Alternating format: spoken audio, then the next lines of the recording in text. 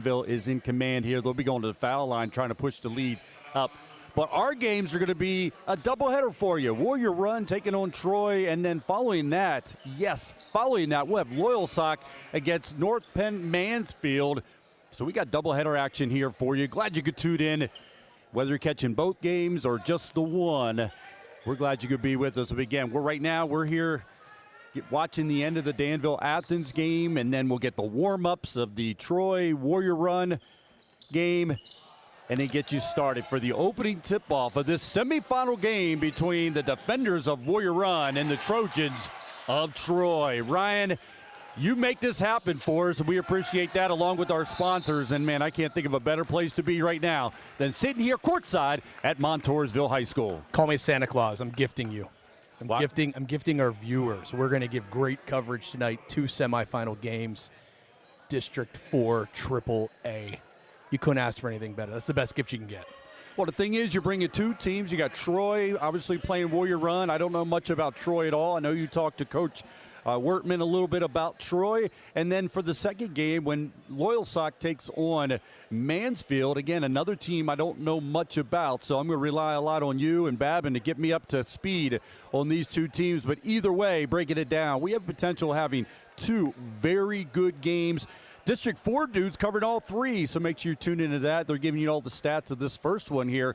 Again, a 51-45 lead for Danville. They're at the line shooting a 1-and-1. Nope, shooting 2 there. Knocks down the first one. Danville, good team, Ryan. You know a lot about Danville. You played very well against this team, but, boy, they can come at you. And giving Athens everything they can. Looks like they're going to get a win here tonight. Yeah, Athens, deceivingly athletic, big team. Danville, much smaller, but just too much speed and too much offense tonight. They just got buckets when they needed them, and Huron shooting the foul shots has had a massive night for them. So looks like, and they get the offensive rebound, 14 seconds. Looks like this is over. You've coached, Ryan, for a while, you and Coach Babin, and, boy, there's some things that happen in a basketball game that just drive you crazy. And one of them is not getting the defensive rebound on a missed foul shot when it's late in the game, and that's what just happened. And you could see Lister for Athens. He just put his hands on his head and just he's seeing his season coming to an end here most likely. But things like that will just drive you crazy. You school it, you prep it, you rep it, get this rebound. Let's see if we can go down and get a bucket. But, boy, you give it right back to Danville, chance to shoot 2 more foul shots. Wow, somebody's got to call shooter. And you know what's crazy is Milton, my team, we just played Athens in the first round, and we gave up 2 rebounds off of a foul shot, and all because we didn't locate the shooter. Someone's got to step in there and release. Shooter can't cross the line until the ball hits the rim. Clear advantage, and that should never happen. So it's just mental error there to ever give that up. We're under 10 seconds to go in this one. A 3-point shot taken by Athens will count as the clock's going to wind down, and it's going to be the end of one. So we have one team moving on here in District 4, and that's the Danville Ironmen as they beat the Wildcats of Athens. But, Ryan, we turn our focus just that quickly as we're going to cover Warrior Run, and you can't talk about Warrior Run without acknowledging how they got to this point. You sent me the video of a 3/4 court bucket by Warrior Run over Wellsboro that pushed them to this. Are they a team of destiny right now? Because they ended the season really strong, and, boy, they got to feel good about where they're at right now. Well, as a coach, you don't want your team to peak early on. You want to peak at the end of the year right now. And guess what? Warrior Run is peaking right now. Their last couple games of the regular season and here in playoffs. A young team, very young team. I think 1 senior starts, 2 juniors start, and then I believe it's 2 sophomores. So, I mean, they've got a nucleus that's going to come back next year. And this right now, I mean, if they can make some noise here in the district playoffs and get themselves into states, it means a lot for the future of this program. But one thing, sometimes you need a little bit of luck and a 3/4 court shot. Some people say it's luck. Some people practice it. I would say it was luck, but you know what? Hard work pays off, and I'm gonna say that luck was earned on that 3/4 court shot by Marr. Unbelievable ending, was super hype. But Warrior Run's a hot team. They are the ones that ended the Lewisburg winning streak, which I think was 11 or 12 games in a row.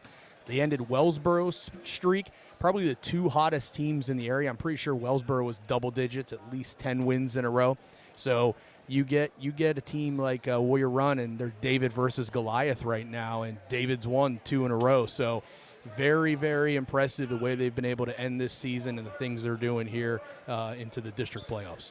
Well, then you look at what Troy did to get to this point. They had a bit of an easier time as they were able to beat Towanda, the 6th seed. Troy comes in as the 3rd seed, but they were able to beat Towanda 71-47 back on February 23rd. And again, so that was an easy track for Troy as they move into this game tonight. We talked about Warrior Run. They won 39-38 over Wellsboro. Now you got to keep in mind, Wellsboro was the 2nd seed coming in. So not only did they go to Wellsboro and get the win and got that last second win, but they're able to knock off that 2nd seed. So now you put them in a position, can they make that run here? They'll have to beat a 3rd seed in Troy. Troy doesn't go too deep. When you look at their roster here, they don't have a lot of guys necessarily, but they are young. They have one senior, as does Warrior Run. Warrior Run just has that one senior as well. So both these teams who are in district playoffs, district semifinals, like where they're at and like what the future looks for them as well. You talked about Warrior Run having that one senior starter, and boy, he's a good one, Ryan. You've had to deal with him, and that's Sheasley, because he can do it a lot of different ways. He's one of those guys that can really stress your defense to a point where you know you got to play your top game. Everyone knows about Sheasley and his ability to shoot, but I think one thing he does, and it might be surprising to people, is he finishes well at the hoop. He's got a nice handle, uses hesitation, really gets the defenders up tall, sometimes out of position, and he attacks well, finishes well. So he's an all-around scorer. I love what he does. We played Warrior Run twice this year. Both times we face guard Sheasley.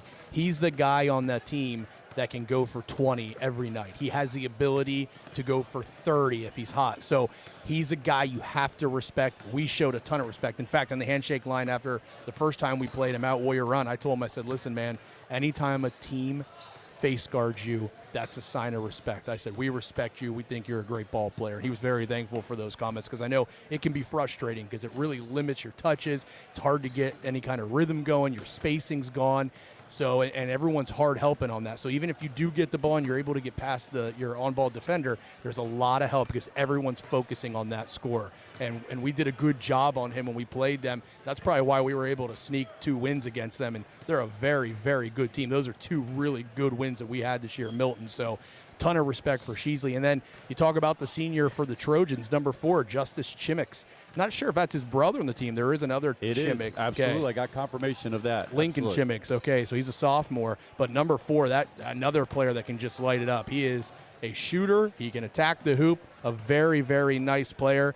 And the junior with him, Colin Loveland, another really good guard for this team, the Trojans, Troy Trojans. So we're going to see 2 seniors really, hopefully lead their teams to impressive outputs. We can see maybe high scoring here. I think both teams have the ability to put a lot of points up. Well, you look at how Warrior Run, you talked about their season and how it went, because they got off to a loss to start the year when they lost to Williamsburg. They beat Midwest by 30, but then they had to play Mifflinburg. They lost against Mifflinburg, Muncie, before getting back-to-back wins when they beat Montoursville and Lime Mountain. But then they went into that mid-season slump. They lost to Milton, Hughesville, Loyalsock, Mount Carmel before beating the Southern Columbia Tigers in a high-scoring 66-61 win. Then they beat Jersey Shore by 2 before losing to Bloomsburg 47-53. They came back with another win, so you feel that going back and forth throughout the season. They beat Hughesville, but then they lost to Loyalsock. They bounced back, beat Mount Carmel, beat Southern Columbia, beat Bloomsburg, lost to Central Columbia, lost to Milton, but then got that huge win when they needed it. You already mentioned it once. When they got that win over Lewisburg, they beat them by 4. This is what propelled them into district playoffs and got them where they wanted to be. And as anybody will tell you at any point, you get in the tournament and anything can happen, and Warrior Run has shown that now. They get that big win against Lewisburg, who was on a roll, and get that win, and they got into the tournament, and now they're here in the semifinals. Listen, they're the scariest 7-seed team. I mean, they are hot right now. They're rolling, and, I've talked to Coach Wertman all year long. He's a good friend of mine. Actually, Nate Babbitt and I have a ton of respect for him. We really like Coach Wertman. He's one of my favorite coaches in the area by far. And, for him, it was about getting through the season, getting better every week because they're so young. And, man, I don't think he could be any more happy with where they are right now. And the scary thing is they can just keep getting better. So the further they get, the better they can get. I just think their seed, you just got to throw that to the side and realize that they're capable of playing with every team in the AAA. Well, Ryan, we know it. When you look at the football programs throughout in the area, it's talking about getting more weeks of practice. So these young kids, again, we're talking about Warrior Run. They only have one senior. So all these kids are getting an opportunity at additional practice time. And the focus, and you know that what they're putting into this has reached a higher level because it's such a higher stake. So those practices are more intense. These kids are enjoying this. They're sticking around. And these kids are already feeling that district playoffs each and every year should be the goal. And what a better way than to get into district playoffs with this young group. They have a freshman, 6'7" freshman, and McKee. He's getting the opportunity as well. And I had to coach against him on the junior high level. Actually, there's a lot of freshmen playing for this Warrior Run team. And, boy, they are getting the opportunity for additional time, and that's going to bode well for them moving forward. Well, both teams young. I have a feeling we're going to see this matchup again in the future. I mean, these are two good teams, two young teams.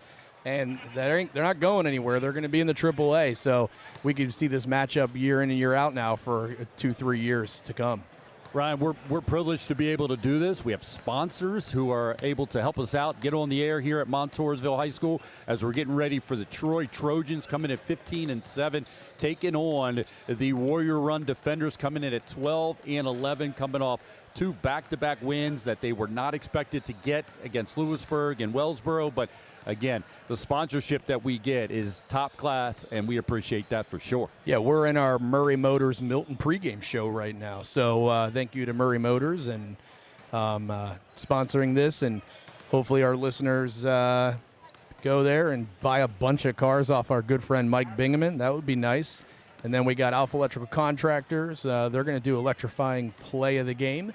And we also have the District 4 dudes. You find them on Twitter. They're covering everything. They covered the Danville and Athens game that we just watched. They're going to cover, of course, this game in Troy and Warrior Run. And then after us, they're going to cover the third game tonight, the other AAA final game in, Pat, do you know who it is? It is Loyalsock and North Penn Mansfield. Yeah, we talked about that. I mean, Troy's not a team you see too often play. I don't get a chance to see them too often. And that can be a problem sometimes in a big way because, we think Northern Tier and some people down to the south of them don't give them a lot of respect because they don't feel like they play a good schedule. They play, teams that you think are not at the level that they would see here more south. But, hey, you're in district playoffs. We just watched Athens in district playoffs. Now we're watching Troy, and we're going to see Mansfield play as well. So, respect to them and what they've done.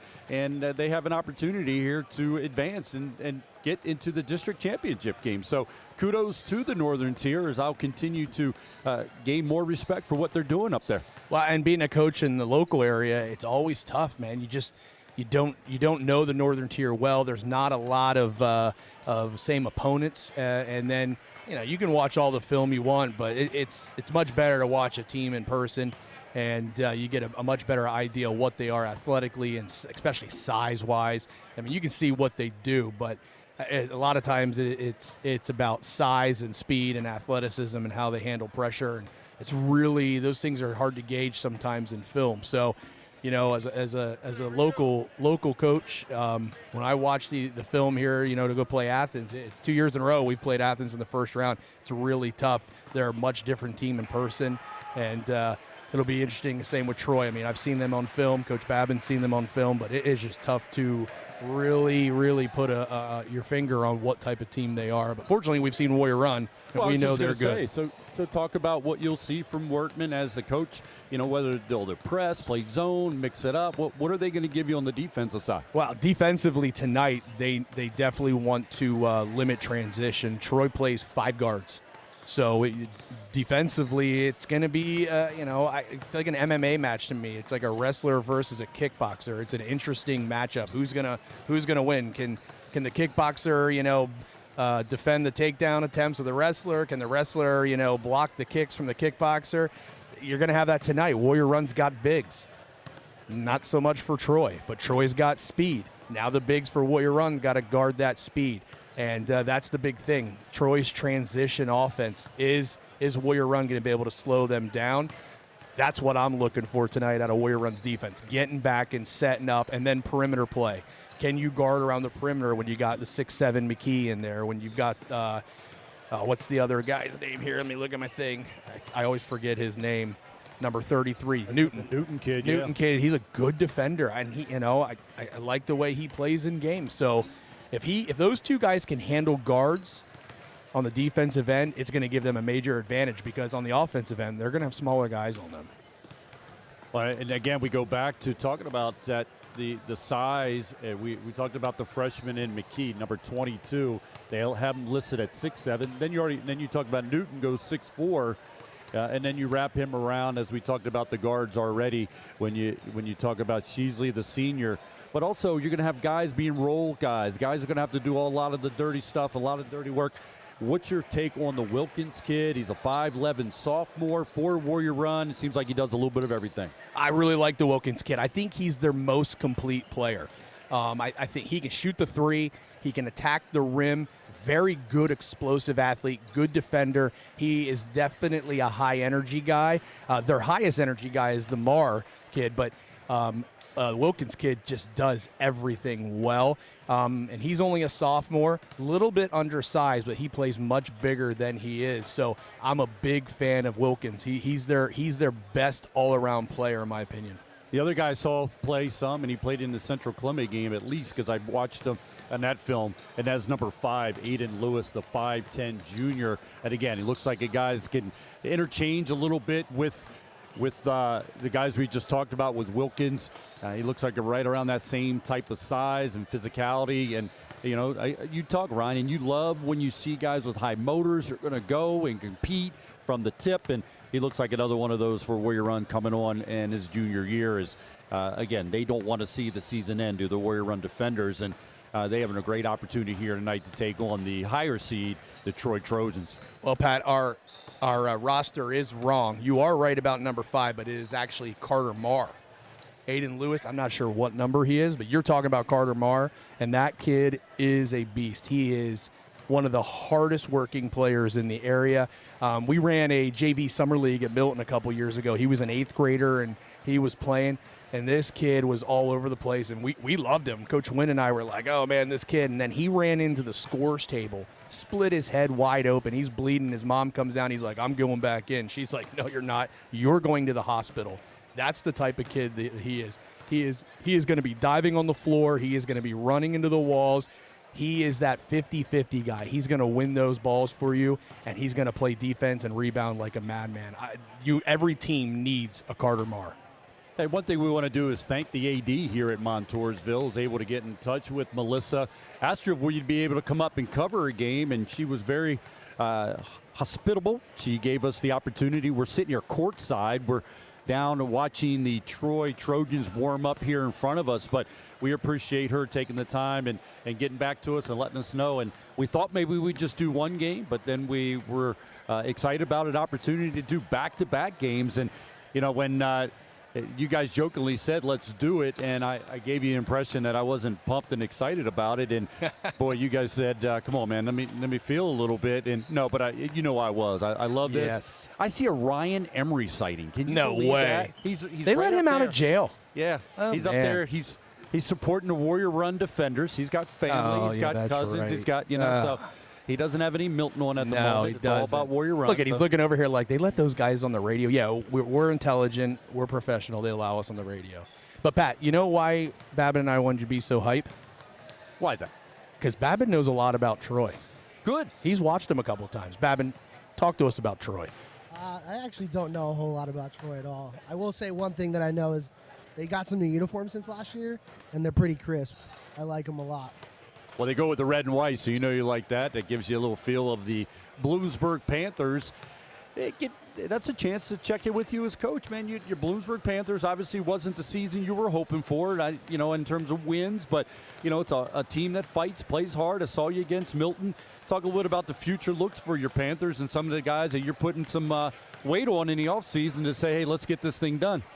I tell you what, we have a great group of sophomores, guys that we may not have the athletes that we have had in the past, but these sophomores I got, they're hoopers. They're basketball players. I know they're going to be in the gym with me all summer.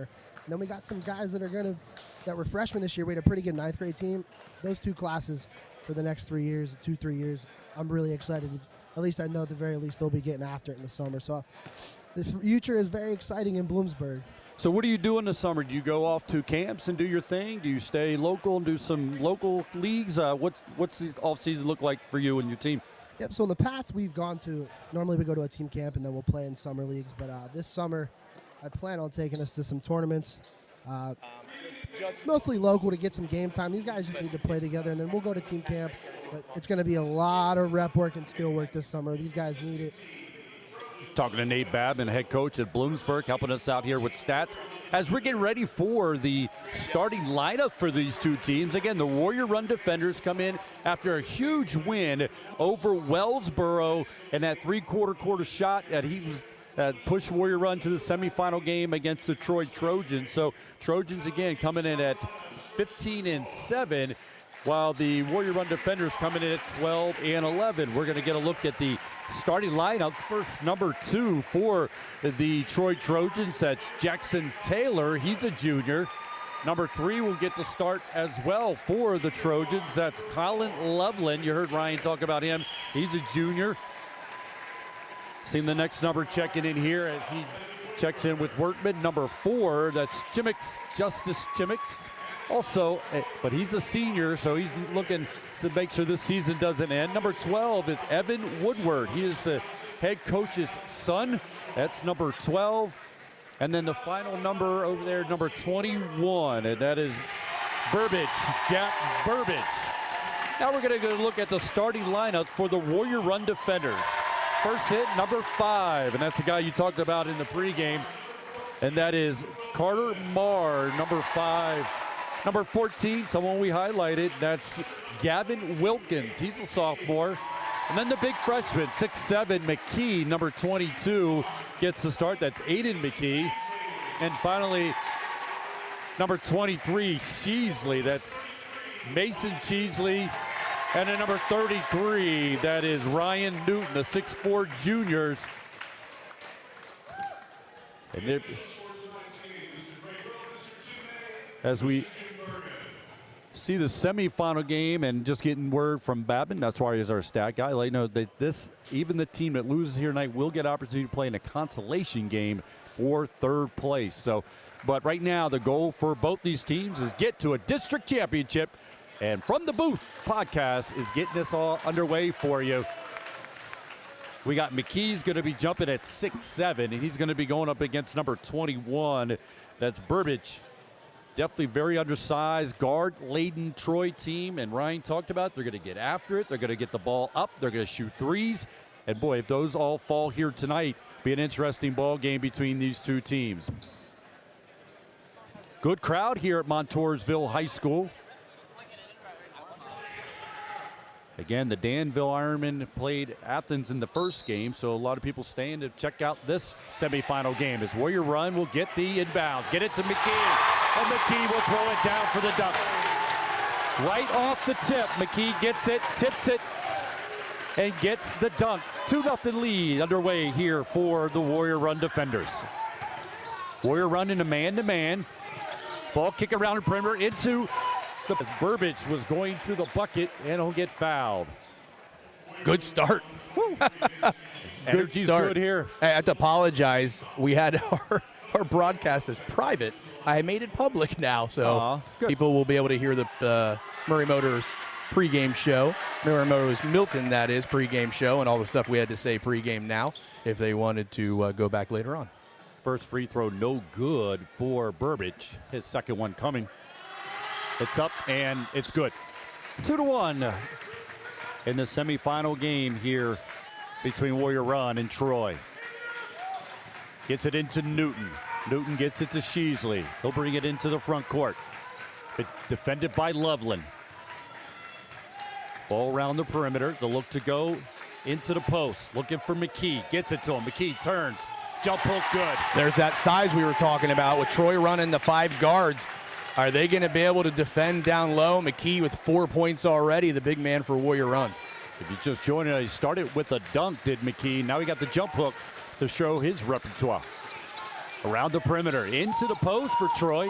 Up and unders, bucket, no good by Troy, but they get an offensive rebound, going up, battling inside. And they get another offensive rebound as Burbage is battling in the post. They'll throw it in the post again. And this time it's good. That's Jackson Taylor for 2. Well, if they're going to get post play for Troy, it better be guard on guard, and they did there. They had Sheasley down low, so that's a good matchup for Troy if they want to work the ball inside, have it guard on guard, pull the bigs out. A steal for Troy, bringing it back the other way is Burbage. He kicks it out, looking for a 3 here for Loveland, no good. Offensive rebound by Troy, going up strong and good by Taylor. It's a clear out, stolen by Taylor, but it's going to be kicked out of bounds by Taylor. Well, you know, Troy's going to say, man, we got to get up under you. We're not going to play half-court offense and get beat by the size of Warrior Run. And, boy, showing toughness in this press here, Troy. Yep, Coach Wortman told me before game that they like to press, they like to get up in your face and apply pressure. He said they're high energy, transition offense, and we're seeing that energy right now. And this is not a big team. This Troy team is no size whatsoever. They do face guarding on the press, get another steal.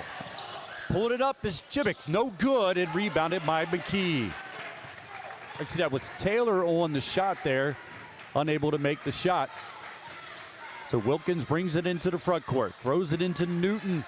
Newton being backed out of the post, trying to back his way down to the block. Great cut by Wilkins, but he's going to be fouled. Good take there. Great opportunity to get a little rhythm, get some points on the board from the foul line, slow down this wind in the sail of Troy right now. Calm yourselves down. Now, this thing, like we said, Pat, this is a young Warrior Run team. They just need to take a deep breath and realize there is a lot of basketball to play. Basketball is a game of runs. Woodward with the foul. That's his first, and it's the team's first. Get our first substitutions into the game. Number 21 for Warrior Run comes into the game. And number 11, Leasley, comes in for the Troy Trojans. Second free throw is good by Wilkins. 8-5 lead for Troy. Warrior Run showing a little bit of press of their own there. Into the front court is Troy with Chimmix. Chimmix gives it to Taylor. Now they're working the weave up top between the circles. With the ball is Chimmix. Gets a good cut there to the basket. It's Troy. No good. Rebounded by McKee.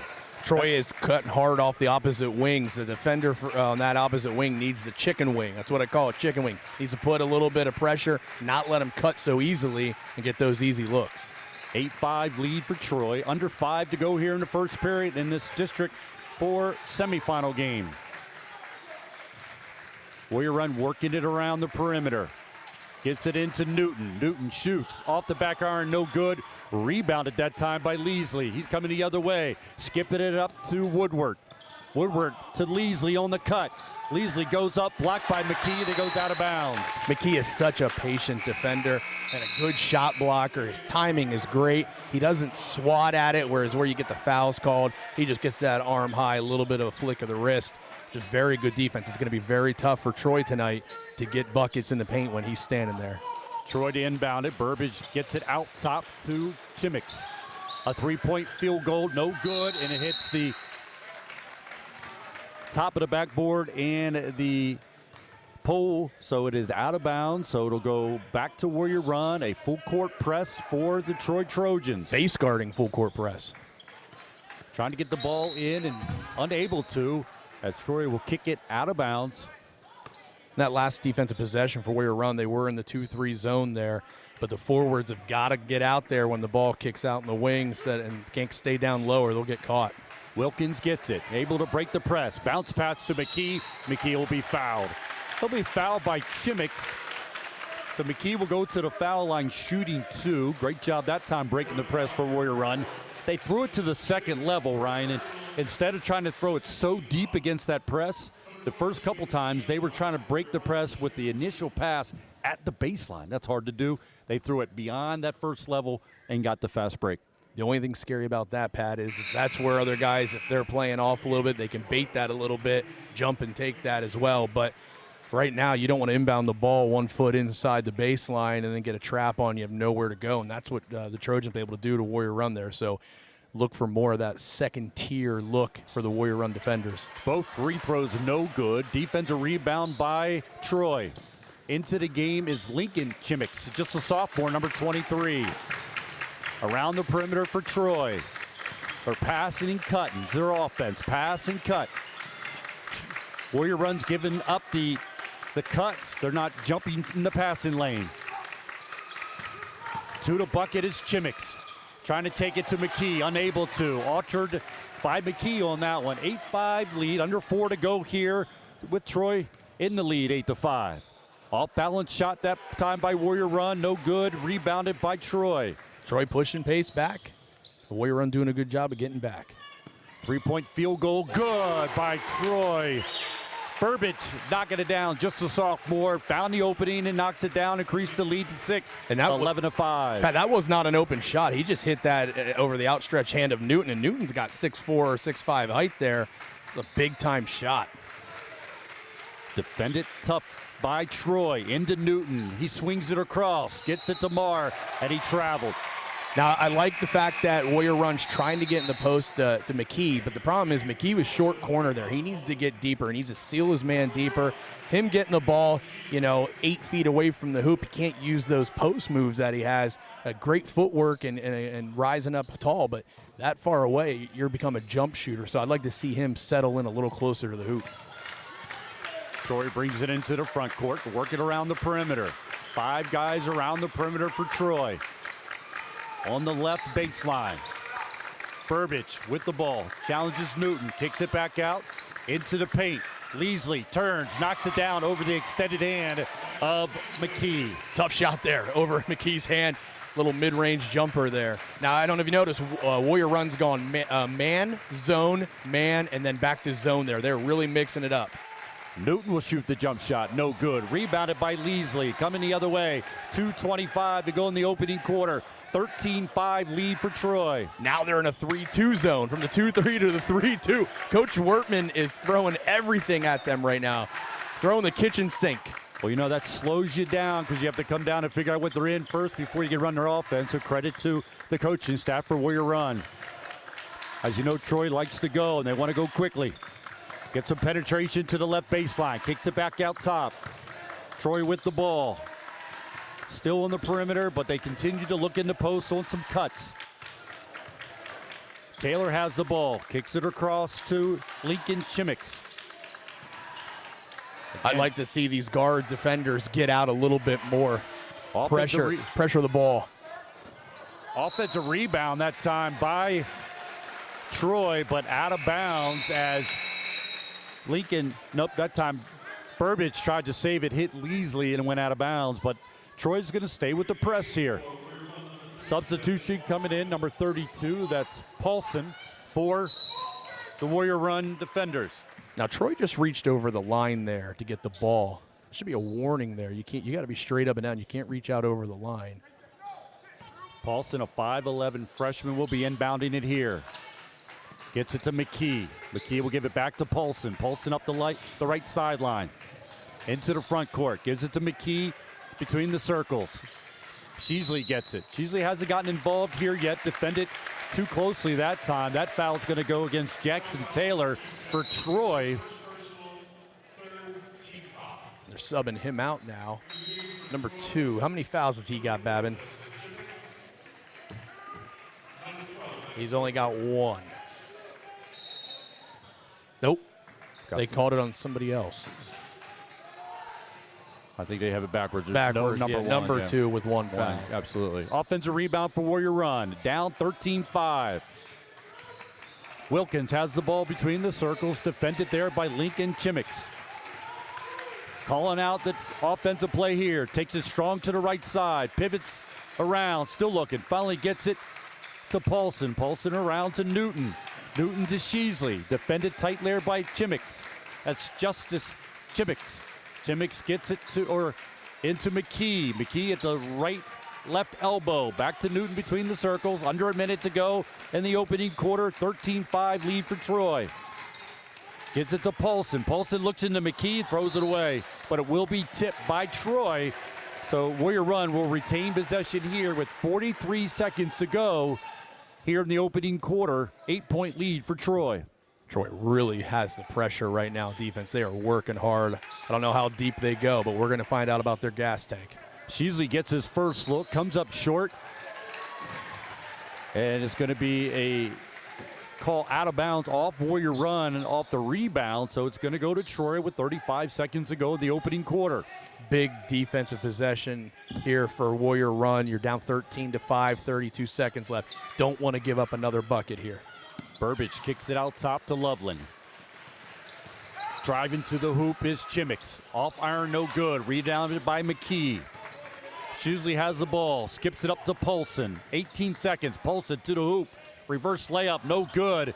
McKee able to keep it alive, but Paulson misses again from the right baseline. Justice Chimix brings it into the front court. Gives it to Loveland. Loveland pulls up on the right baseline. Kicks it outside to Burbage. With 1 second to go, gets rid of it. No good. And that's how the first quarter is going to end. 13-5 lead for the Troy Trojans over the Warrior Run defenders. And Ryan's worth noting, go all the way back to the beginning, the 7-1 run by Troy after Warrior Run came out with a dunk and then a big jump hook by McKee.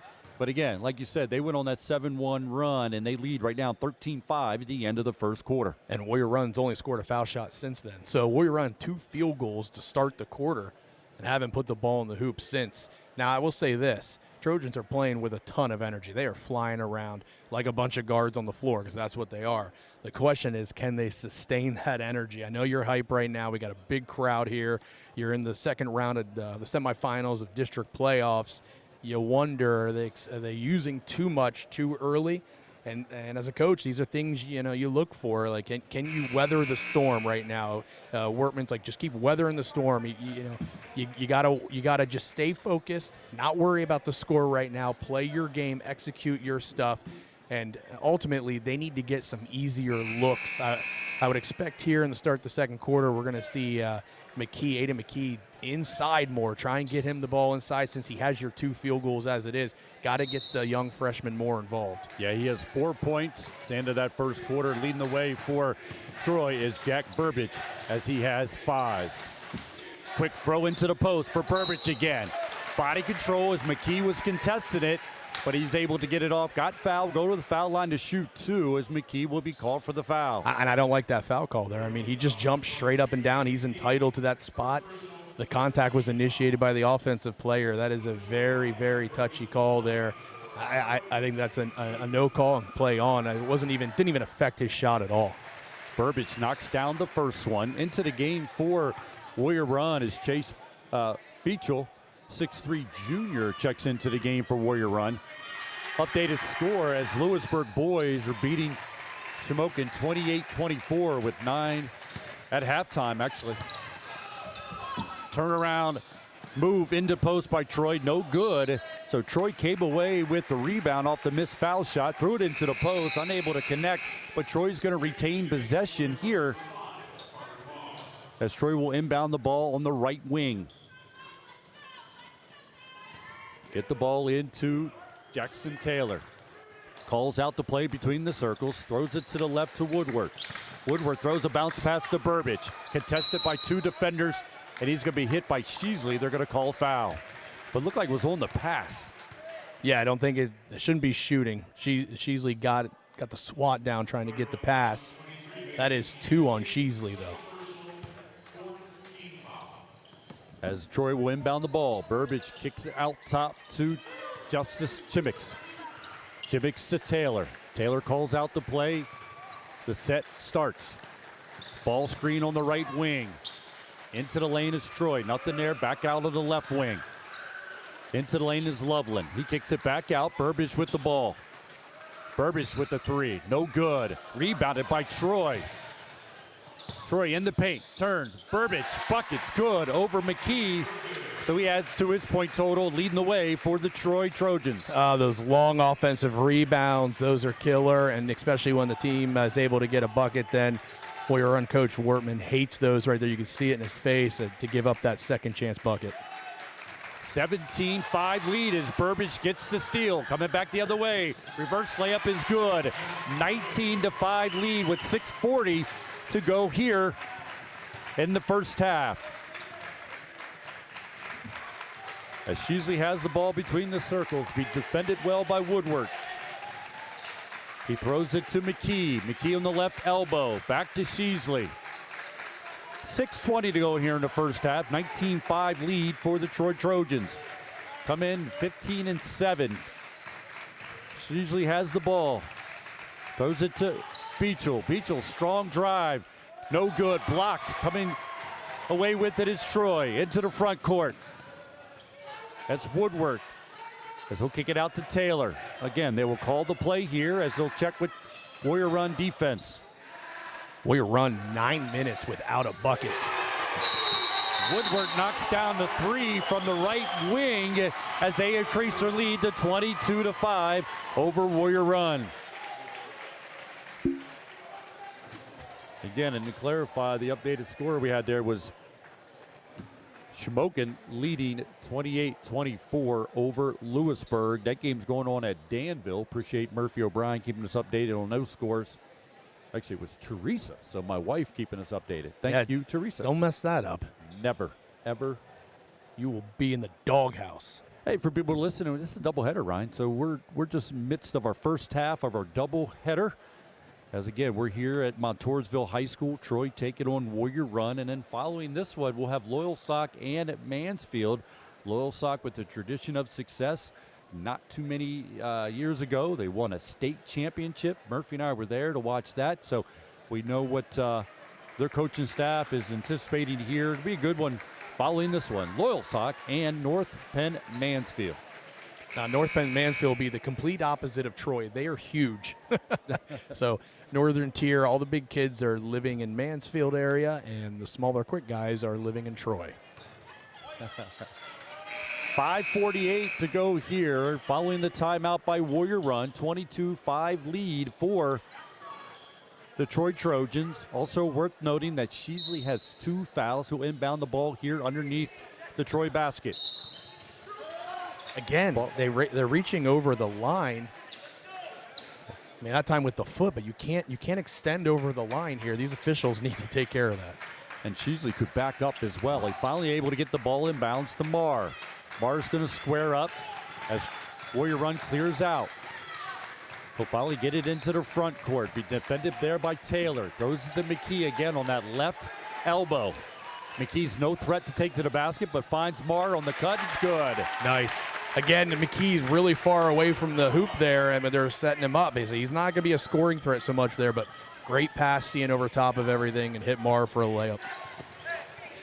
That's Troy on the offensive end, around the perimeter. Kimmicks has the ball. Marr defending him. 3-point field goal, good by Troy. Yeah, that time the help came off of the shooter, and the help wasn't needed. Marr played great defense. There was nothing happening. Don't need to help unless help is needed. But there they did that and they left an open shooter. McKee gets the ball inside, and he goes with the left-handed jump hook, and it's good again. That's second jump hook of the game for McKee. 25-9 lead for Troy. And that's where he needs to camp, Pat, right there near the hoop. Camp near the hoop. 5 out for Troy on this offensive set. Under 4:35 to go here in the first half. 3-point field goal, no good. As McKee will come away with the rebound. Give it to Sheasley. Sheasley up to Marr. Marr looking to Newton, unable to get it to him. Newton needs a step to the ball there. You got to step to the ball. Burbage was able to step in front of because that very thing, as you mentioned. Troy in no hurry here.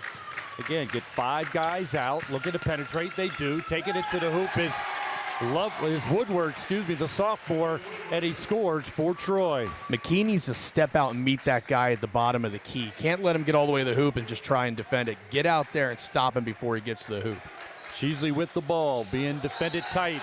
Throws it to McKee, off McKee's foot, rolls out of bounds. Pressure defense does that. It creates turnovers. Sometimes you don't actually have to touch the ball. The pressure does it itself. That time McKee unable to handle the ball, rolls off his body and out of bounds. McKee walked to Sheasley and said, remember, I'm 6'7". Throw it high. Don't give me a little bounce pass. Correct. 27-9 lead for Troy. 3:45 to go here in the first half. Into the post, back out to the wing to Leasley. Leasley throws it to a cutter, going to the hoop. No good. And McKee will get another rebound.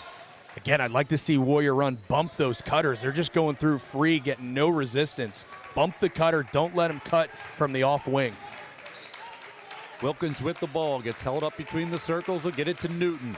Newton be outside on the perimeter beyond the three-point line. Gives it to Marr. Marr calling out the play. Couple cutters. Now McKee will get it. Deep in this offensive zone behind the three-point line. Trying to cut through is McKee. Throws it into him. McKee gives it to the cutter, Marr. Marr reverse pivots and good. Beautiful play. Pump fake up and under for Marr. The assist to McKee there. McKee was deep in there. I thought we were going to get another hook shot. Nope, he found Marr open and got him a bucket. Attack by Troy off the right elbow. Slice off the left baseline and a bucket good for Troy. That time Justin Chimix gets the bucket for Troy. It's called ball watching. You lose your man. That time a Warrior Run defender lost his man, and he made his way to the hoop wide open for a layup. McKee has it again on the left elbow. Gives it to Newton between the circles. Newton to Marr. Marr brings it out. Reset here. Throws it to Sheasley. Get another three. Look. Front iron, no good. McKee jumped too soon. Was unable to get the offensive rebound, but Troy kicks it out of bounds, so it will stay with Warrior Run as we have substitutions coming in. Number 3 is Loveland checking into the game, and Burbage will come back into the game as well for the Troy Trojans as Warrior Run windbound underneath their own basket. Throw it high to McKee. McKee to Sheasley. Left baseline Sheasley to the hoop. Good. I love that. He shot the three and missed it. A very rare miss on an open three for Sheasley. Catches it out, pump fakes, gets his man in the air and attacks and finishes well on the baseline. 2 minutes to go here in the first half. 16-point lead for Troy. They'll work it around the perimeter again. This is Lincoln Chimix. Chimix to Burbage. Into Leasley in the post. Back out to Lincoln. Chimix no good that time. Rebounded by Newton. Pushes to Sheasley as Sheasley crosses half court. Take it strong. Left baseline. Tries a reverse pivot. No good. Kicks it back out to Marr. Now he's going to get it back after the movement. And it's good by Sheasley. Uh-oh. The senior knocked it down. You can almost see he's comfortable. He's feeling a little bit of rhythm, some confidence there. Head fakes, ball movement. Sheasley's playing really well right now. 5 straight points for Sheasley to cut the lead to 13. 1:20 to go here in the first half. Troy leading 29-16.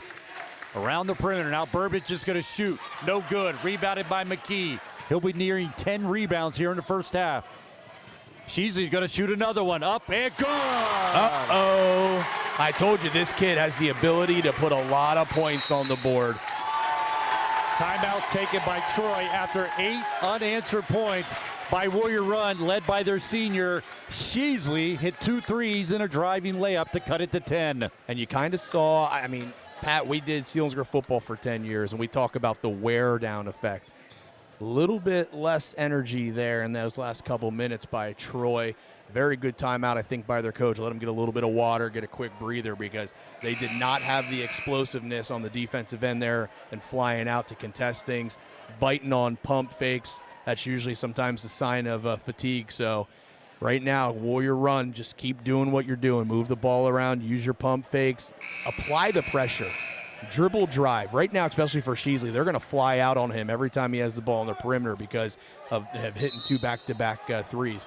Right, next play, you might want to pump fake and attack the rim. What's worth noting, too, Ryan, he had that drive to the baseline, saw the ball go through the net, and then bangs 2 threes following that. So he's getting the rhythm going for sure off that drive. Into the paint for Troy. No good. Well, the drive that time was Loveland. He was unable to make it. Burbage came in, tried to get the offensive rebound, but it's going to be called for the foul for the Troy Trojans. So Warrior Run will get the ball here. Both teams 4 fouls here, so no threat of going into 1-1 with 43 seconds to go here in the first half. Marr had to scramble, finally comes up with the ball. It's going to go to the hoop. Give it to McKee. And McKee's going to be fouled as he got a rifle of a pass into the paint, but he's going to be fouled by the Trojans. Well, Trojans are very handsy on defense. They use their hands a lot. I don't like that as a coach. I always teach wherever you want to put your hand, put your foot. That gets your body there. And there's a lot of arm there on McKee. So you're reaching in on him, you got a good chance of catching the arm. Inbound goes to Newton. Newton gives it to Bechtel. It's good.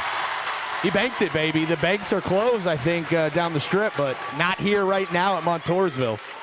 So they get another 3 after Sheasley was able to hit 2 threes. This time they get another 3 to cut it to 7 with 15 seconds to go here in the first half. As Troy almost lost it there, they retain possession.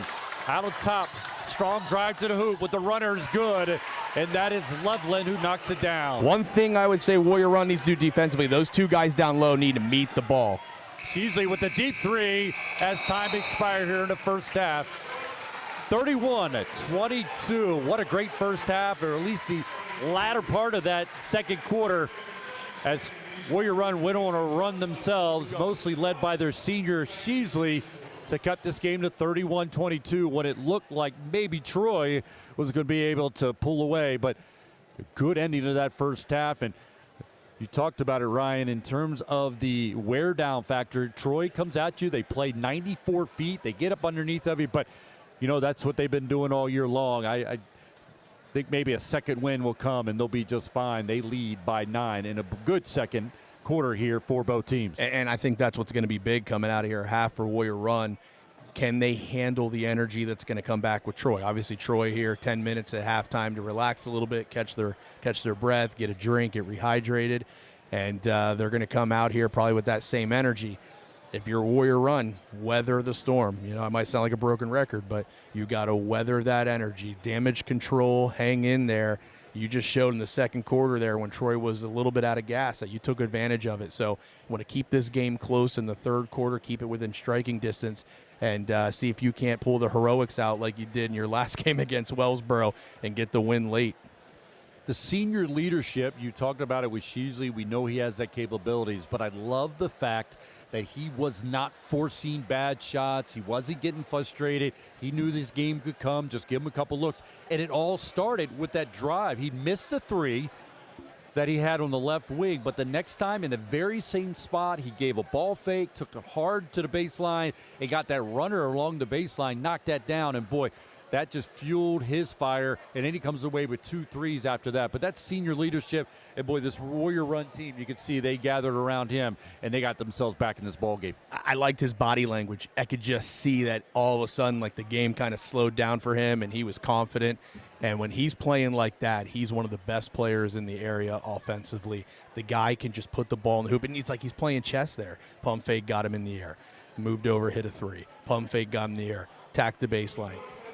Came off a screen, backed out the three-point line, knocked it down. Like, he is playing the game right now like as if it's chess. He's one move ahead of them there in that second quarter, and a lot of points out of him real quick got Warrior Run back in this game. Breaking down the stats, just given to us by our stat man, Nate Babin. Take a look at the numbers here. First for Eric Workman's team, the Warrior Run defenders, as Beachel has 3 points, hit that 3 late in that first half as he's got an opportunity in that second quarter. Didn't play in the first, but came in the second as part of the rotation for the Warrior Run defenders. And Marr had 4 points, got 2 buckets in the second quarter for his 4 points. Aiden McKee got a dunk to start. Then he had a jump hook from the left baseline. He had 4 points very quickly for Warrior Run, and he ended up with just 6 in that first half as he was able to add the 2 in the second quarter. But we talked about it. Mason Sheasley did not score in the first quarter, but it came away with 8 points in that half, coming off 2 threes and a drive to the bucket for 2. So he's leading the way for the Warrior Run defenders with his 8 points. And then Wilkins has the 1 foul shot for the Warrior Run defenders. Again, they're trailing here at half, 31-22. Now taking a look at the Troy Trojans, as Jackson Taylor has just 2. Got that in the first quarter. And then Loveland has 4 points. He got a bucket in each quarter, 4 points for Troy. Justice Chibix had a foul shot and, no, actually just a bucket, so he has 2 points there in that first half. Leasley, sub number 11 and a post player for the Troy Trojans, has 2. But it's Evan Woodward leading the way for Troy as he has 11 points, got 3 in the first quarter, came back with 2 threes and a bucket in the second quarter to give Troy that 11 points in that first quarter. But Burbage was the guy you saw from the very beginning. He's their post presence, and they don't back down. Even with the size differential, they're willing to take the ball into the post, as Burbage had 3 points in that first quarter off a bucket, a 3, but he also had a foul shot, but then he backed it up with 2 foul shots in the second quarter, well, along with 2 buckets for Burbage. So he's got 9-10 points for the Troy Trojans here in that first half. Again, from the Booth Sports Podcast, bringing you a doubleheader here today. Right now, we're at halftime of our first part of our doubleheader, with Troy leading 31-22 over the Warrior Run defenders. Ryan, that run in the end of that half, and you talk about a Warrior Run team, and you mentioned it during our pregame, that you want to be peaking at the right time. Well, you break it down into a game as well. You want to be peaking at the right time, and boy, they were at the end of that first half when they got things going. They feel a lot better about themselves going into halftime than they did about 6 minutes ago when they couldn't seem to find a bucket. They went 9 minutes without scoring, Pat, and it got to double digits, and it started getting close to that 20-point lead mark, and I'm thinking, oh man, this is not good. You don't want to get down too much here at halftime, because then you only have 2 quarters to exert everything you have and hope you can hang on and make a comeback. But as a coach, man, I feel so much better. Even though I'm down 9 at halftime, I feel amazing right now, because you have all the confidence right now. You have the momentum. Now there's not a matter of convincing, can you play with this team at halftime? You're down 18 at halftime. Your kids are now wondering if they're even good, if they're even can play with this team. They just showed they can. So the morale, the mental aspect of it, not an issue. Now it's a matter of staying focused, reiterating the game plan, continue to execute, and be ready for another run from Troy, because I got a strong feeling they're going to come out and apply great pressure. And I think if they can keep it close here for 4 minutes in the start the third quarter, I think you're going to slowly see Warrior Run eating a little bit of that lead. And hopefully late, there's nothing left in the tank for the Trojans, and Warrior Run can make that run. But give credit to the Trojans. They are playing excellent, man. They have so much pace, so much energy, and they just create so much because of their athleticism. 2 very good teams, 2 very different teams. And it's an interesting matchup. It's an interesting matchup. I'll be curious to see what Warrior Run does offensively. You see McKee catching it on the left elbow. He catches it every time there. He's not a threat to take to the basket, which my first thought is he's only a freshman. He adds that to his repertoire where he could take a 2 dribble and get to the rim. But he's not a threat right now. He catches it out there at the elbow, but he is a capable passer. And we've seen that where he's got guys cutting to the basket, and they're able to get buckets off of that. So when you add that element at your 6'7" center who could catch it on the left elbow and hit cutters going to the basket, and then as his game grows, he becomes a guy who can take it to the hoop and take it off that left elbow, his game will just grow and grow. But I'll be curious to see what they do with their 2 post players. Newton's been coming out high as well, but see if they don't try to go more with a little high-low action against a good, very athletic Troy team, but definitely undersized. And again, I'll be very anxious to see if Warrior Run makes any changes that way. Adjustment-wise, I don't think Troy really needs to do anything. I thought they did a nice job mixing it up. They got some 3-point looks. They worked it inside with those off-ball banana cuts there through the lane. Defensively, they do what they do. They just apply pressure. I mean, they know they're smaller, and I think they're just going to stick to what they've been doing. If I'm Warrior Run, I'd like to see more of McKee in the low post, trying to get him some more entry in the post. Even when he wasn't shooting, he was hitting guys that were cutting.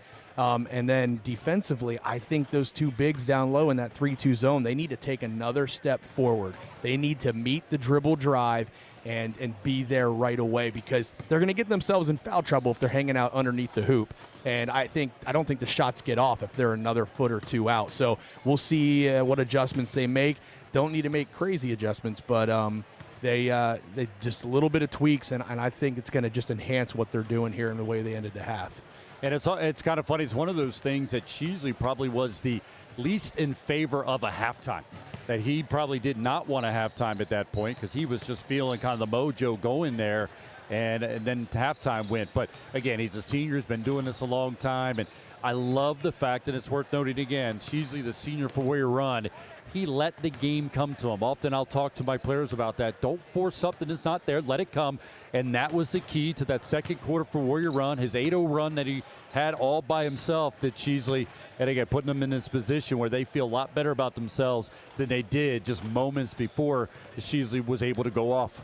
Well, I'm not their coach, and I've only seen a handful of their games, but I have a funny feeling that Wortman is like, okay, we're getting this Sheasley tonight now. You just see it in his posture and you know, his confidence right now. This is probably what they see every time he has a big game. So I'm sure Coach Wortman and his staff are excited of what they're seeing from Wortman, not only the production, but just how loose he's playing and confident he's playing. Got it updated.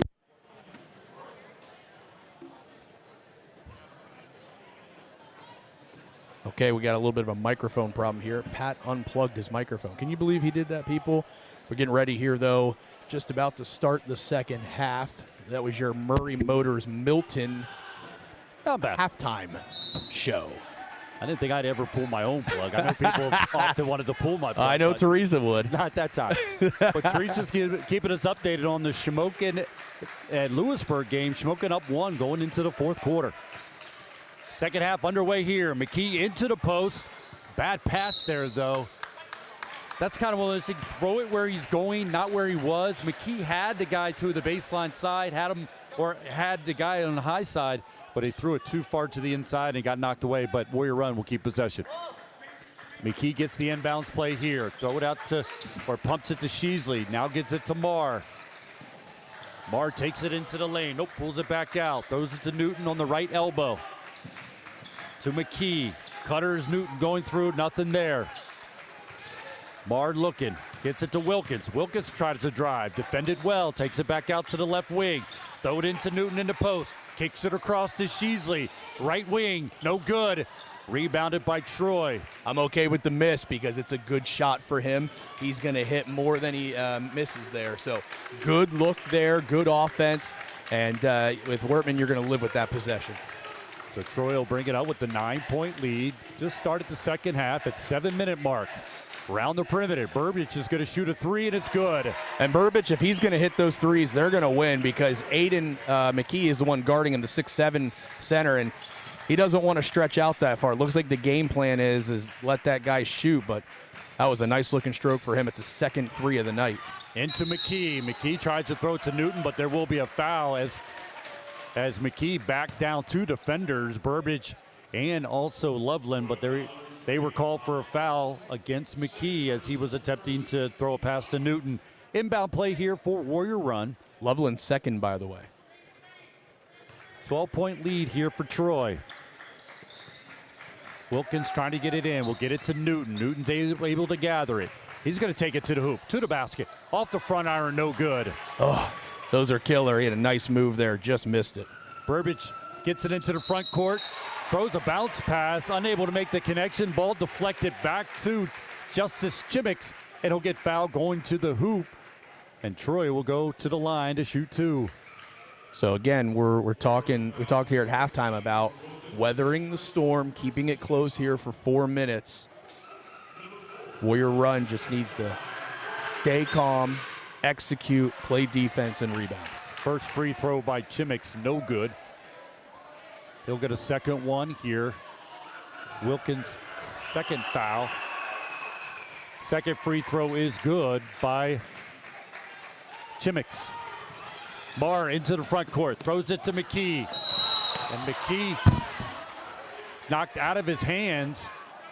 It looks like there's going to be a foul called. Yeah, there should have been a foul called. That was all arm, no ball. That's right in front of us.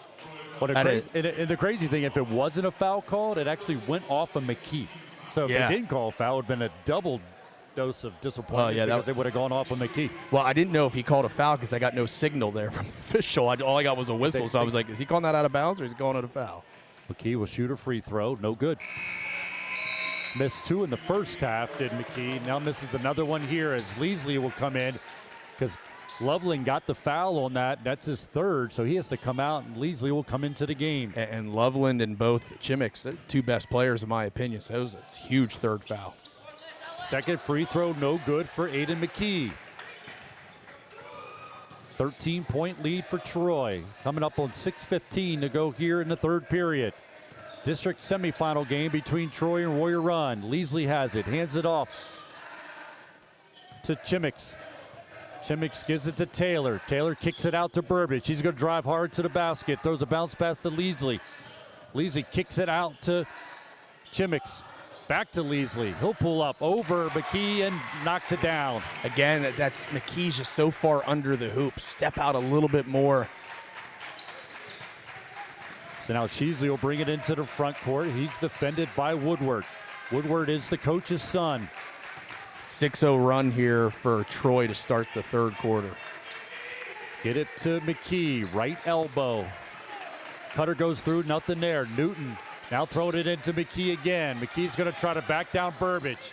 He does, shoots, good. I love it. Got him inside in the low post.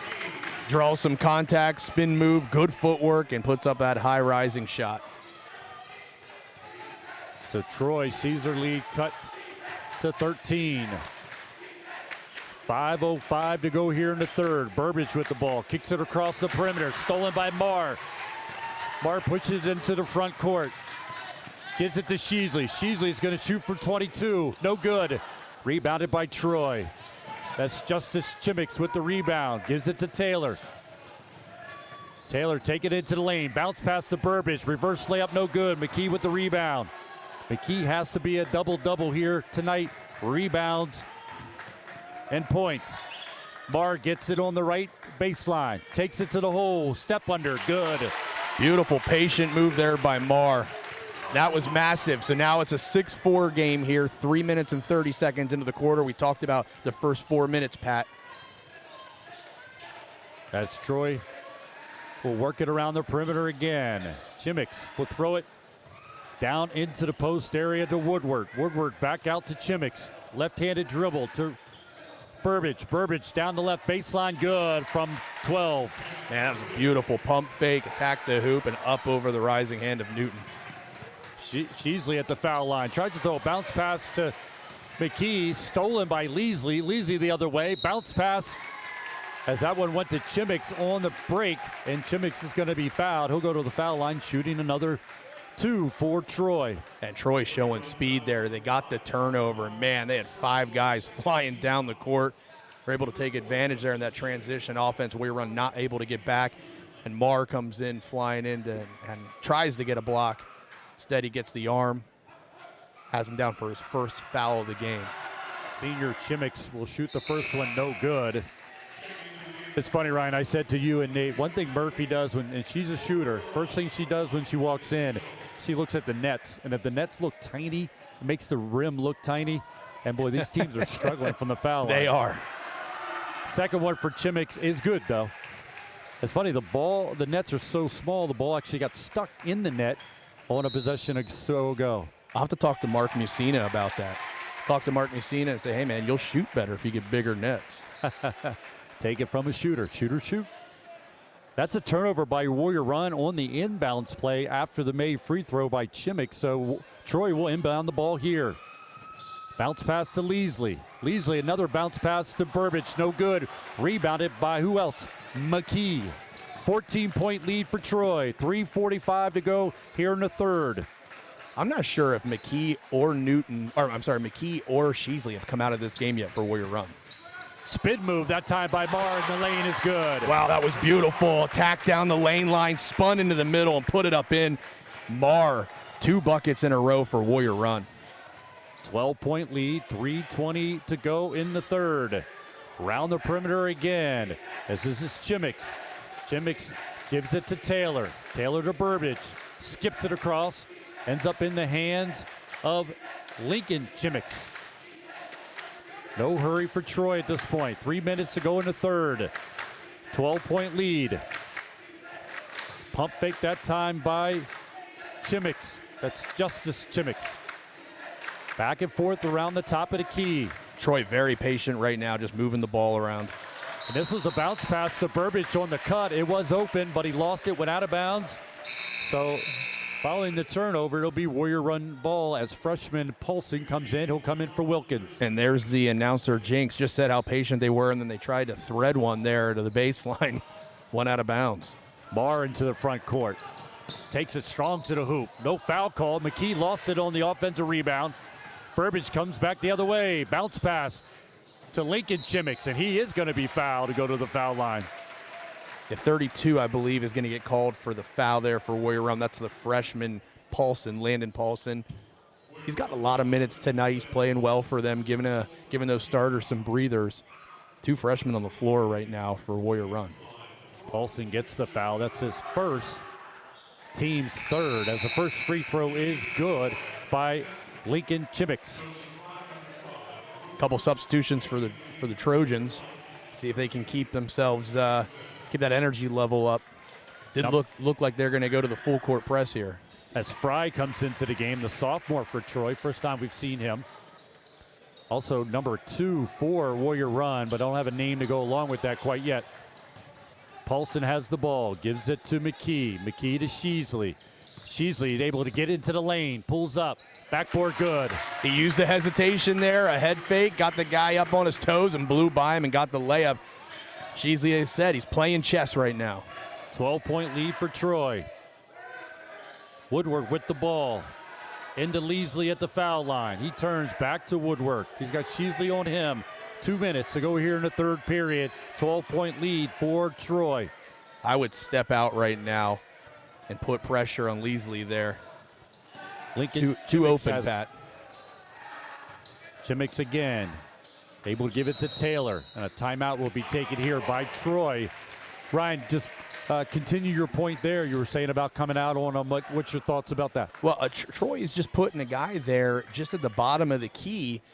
And Warrior Run, they're not coming out on him at all. So when he catches it, he's able to turn, and he's got space. I just like to see stretch it a little bit, apply some pressure. Don't maybe even, a slight pinch. Don't let him get that ball.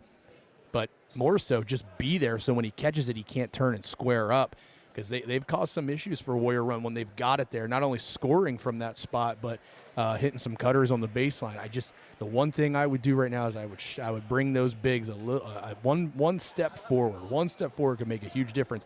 Not only that, the closer you get, it changes the angle for the shot as well. Especially with being as tall as Warrior Run is, with both Newton and McKee. When their hands are in the air, that's a big hand. So the closer they are, the higher you got to shoot it. Definitely increases the difficulty of the shot for the Trojans. Updated score at Danville. Tie ball game, 1:04 to go between Shamokin and Lewisburg. Again, my wife Teresa keeping us updated on the score there as it going under a minute in that ball game. Tight one at Danville between the Shamokin Indians on the boys' side against the Lewisburg Green Dragons. Ball's going to be inbounded for Troy following the timeout. Burbage with the ball, McKee on him. They throw it away. Good pressure defense. McKee did a good job on the much smaller Burbage for Troy. Out on him, pressure him a little bit. He made a bad pass on the loop out of the corner. Ball goes out of bounds. Warrior Run ball, but here's the full court press again. They are relentless. Wilkins windbound it. Put a lot of trust in a freshman here. Paulson with the ball in the backcourt. He has Taylor on him. He's going to give it to Marr. Marr works from left to right. Got Burbage on him. Double screen for Paulson. Nothing there. Throws it in McKee. Nothing there. It was a throwaway. Into the front court. As Lincoln Chimix into the lane, the bucket, good, and fouled. There's that opinionated call. Is that a charge? Is that a block? Man, that was close. That could have gone either way. But Marr's going to pick up his second foul. And it's an and one here. Opportunity to make an old-fashioned three-point play for Troy as they're looking at a 14-point lead right now, possibly 15. This is a big minute and 20 for Warrior Run. Get a bucket or two here. Make it close. And free throw good by Lincoln Chimix, the sophomore. Full court press. Lincoln making the steal to the hoop, no good. Ball's loose, and McKee comes away with it. Wilkins crosses half court. He's got Woodward on him. Strong right hand dribble, nothing. Paulson has the ball. Woodward switches, and now he's guarding Paulson.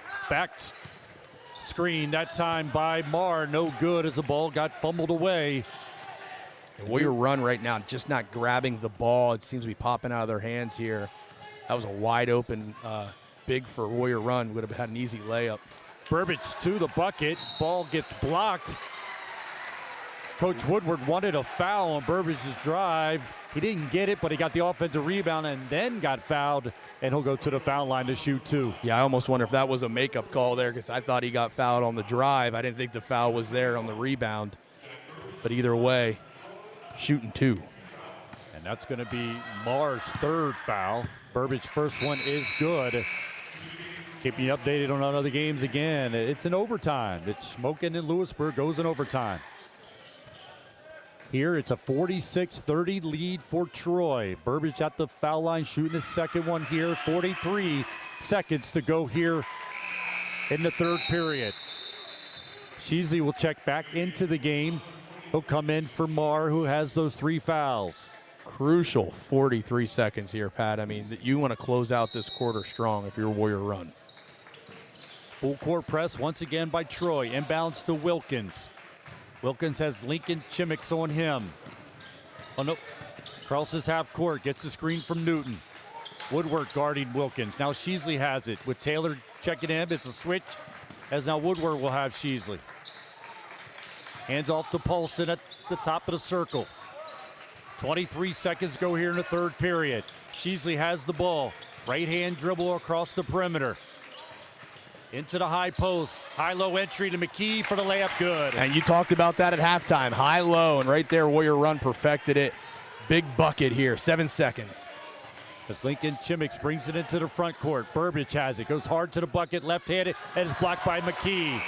And that's how the third period is going to end. A block by McKee. 15-point lead for Troy as we get ready to move into the fourth quarter of this semifinal game, with the winner here hoping to punch their ticket for a state or a district championship game here. Both games will play. Both teams will have one more game to play, whether it's for the district championship or whether they play in a consolation game. Yeah, you know, you make the district championship game, you automatically go to states because first place is second place. You lose, you got to fight one more time and get that win to be the third place team and continue on to states, or your season is over. These two teams are hoping to advance in this AAA semifinal game, and they'll play the winner of our next game, Mansfield and Loyalsock. So those teams were here earlier, keeping an eye on this one. Both have made their way to the locker room preparing for their game in the second part of this doubleheader. Again, Troy right now leading Warrior run to move into the fourth quarter, 47-32. Marr does have the three fouls. He came out of the game at the end of that third period. See if he's back in to start this fourth quarter. I see Wilkins, Sheasley, Newton, Paulson, McKee, and Wilkins for the Warrior run defenders. Lincoln Chimix, also Woodward back in the game. Loveland, Burbage for the Troy Trojans. Blocked by McKee. Newton comes away with it. Gets it to Paulson. Paulson, strong right-hand dribble. And almost stole, but it's going to be a foul called against Justice Chimix as Paulson was looking to take it strong to the hoop. Absolutely no foul there. That was right in front of us, trailing official, not even in position. That is just an assumption call. That was a clean take. It would have been out of bounds and Warrior run's ball, but man, that was a beautiful defensive play. Now it's going to be 12 on the foul there as Wilkins was trying to cut to the basket. He was being held up by Woodward. That's going to be another foul there against Troy, so Sheasley will inbound it once again. Looking for the backdoor cut on the inbound play to McKee. Throws it to Newton high at the right elbow.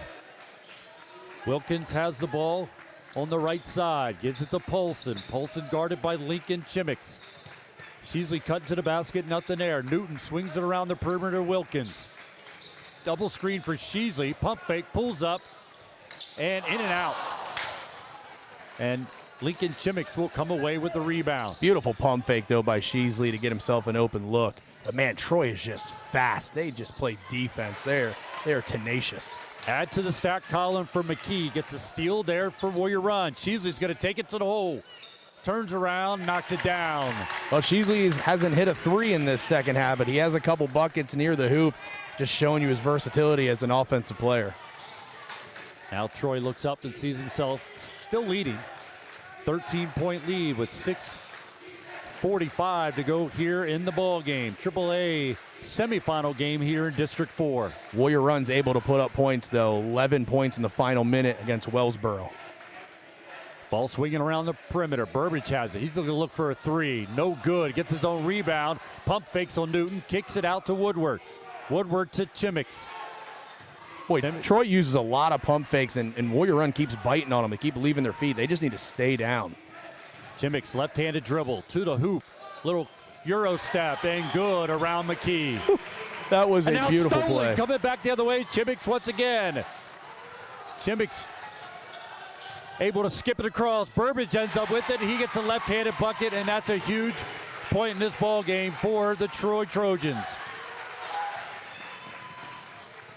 Sheasley with the left-handed dribble to the left baseline.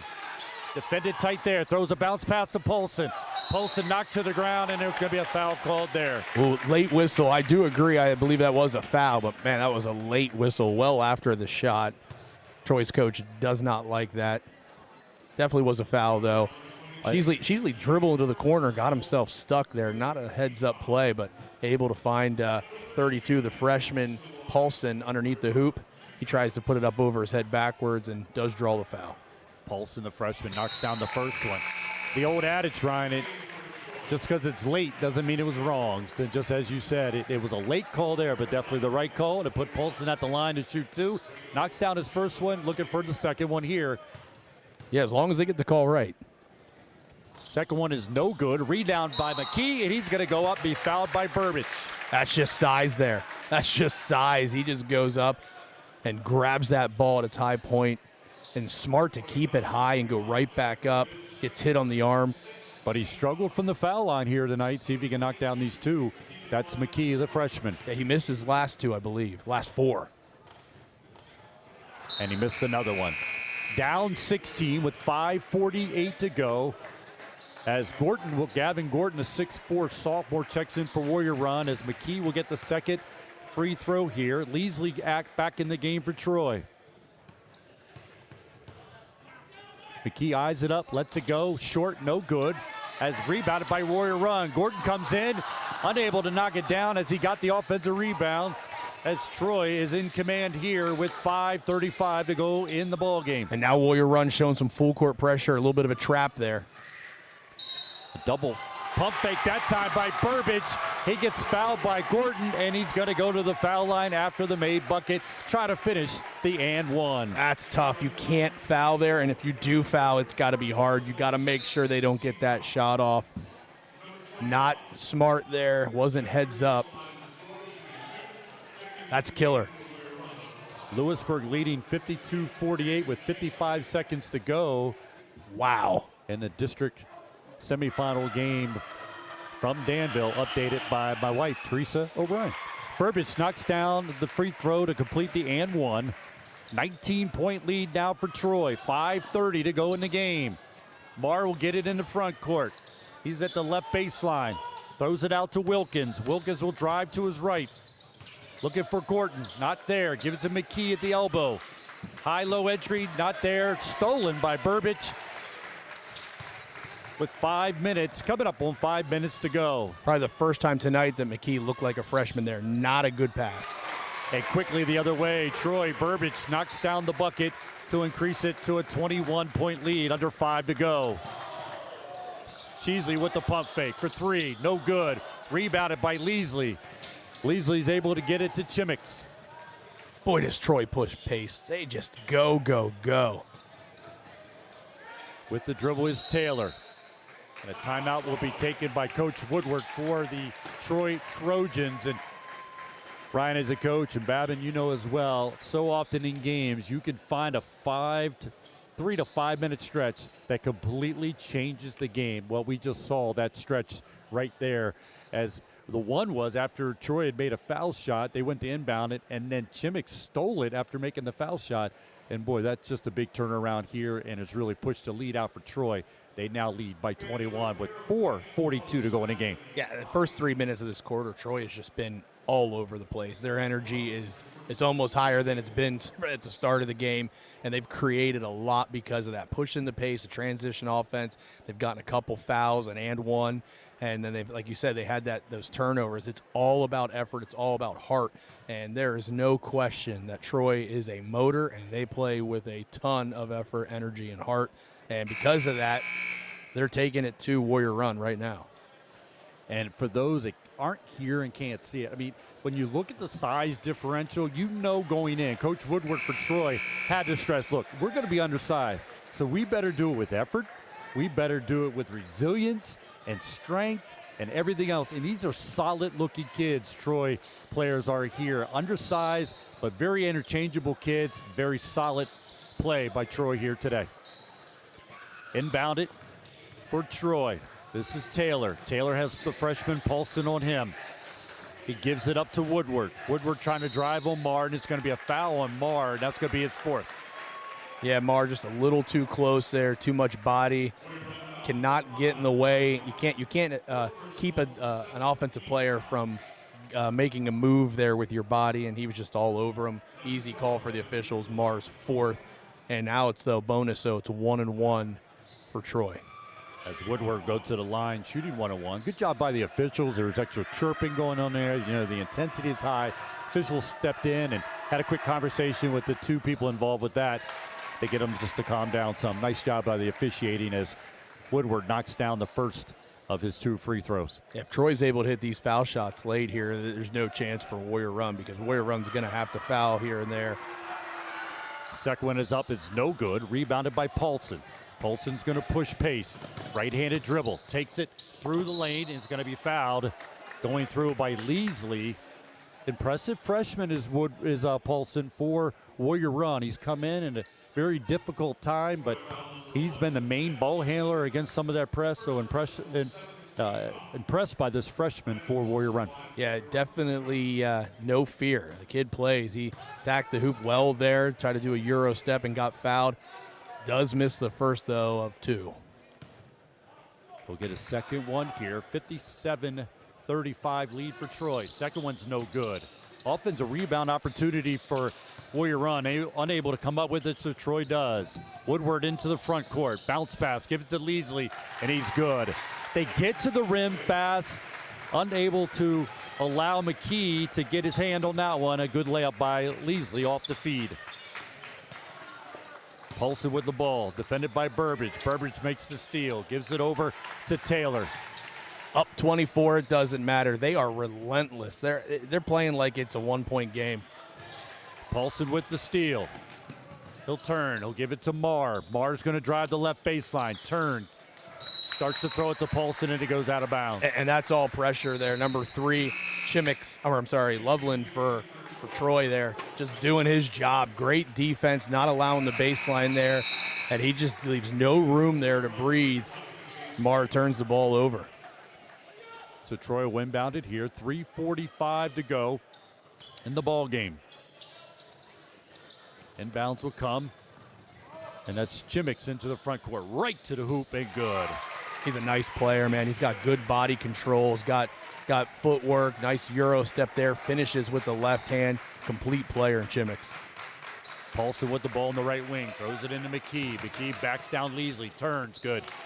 That is a beautiful move. Just a hook step, up strong, little baby hook. And Ryan, my Milton 8th grade team had to play against Paulson and McKee, and you see why we came up on the wrong end of that.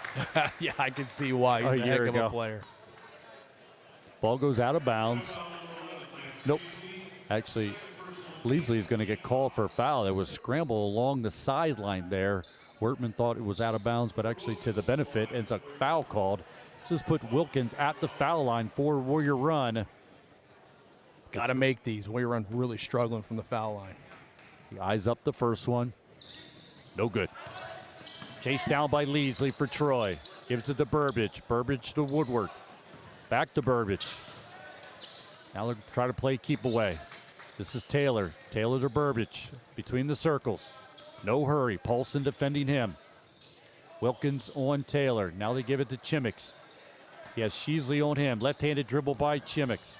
Gives it to Leasley. They're just working the ball around the perimeter here. Yeah, they're working for a 5-second call. The problem is you've got to take away the reversal. You got to deny the guy rotating up, and Warrior Run not doing that. So, yeah, you can pressure the ball 3-4 seconds, but it's an easy reversal and get out of that 5-second call for the Trojans.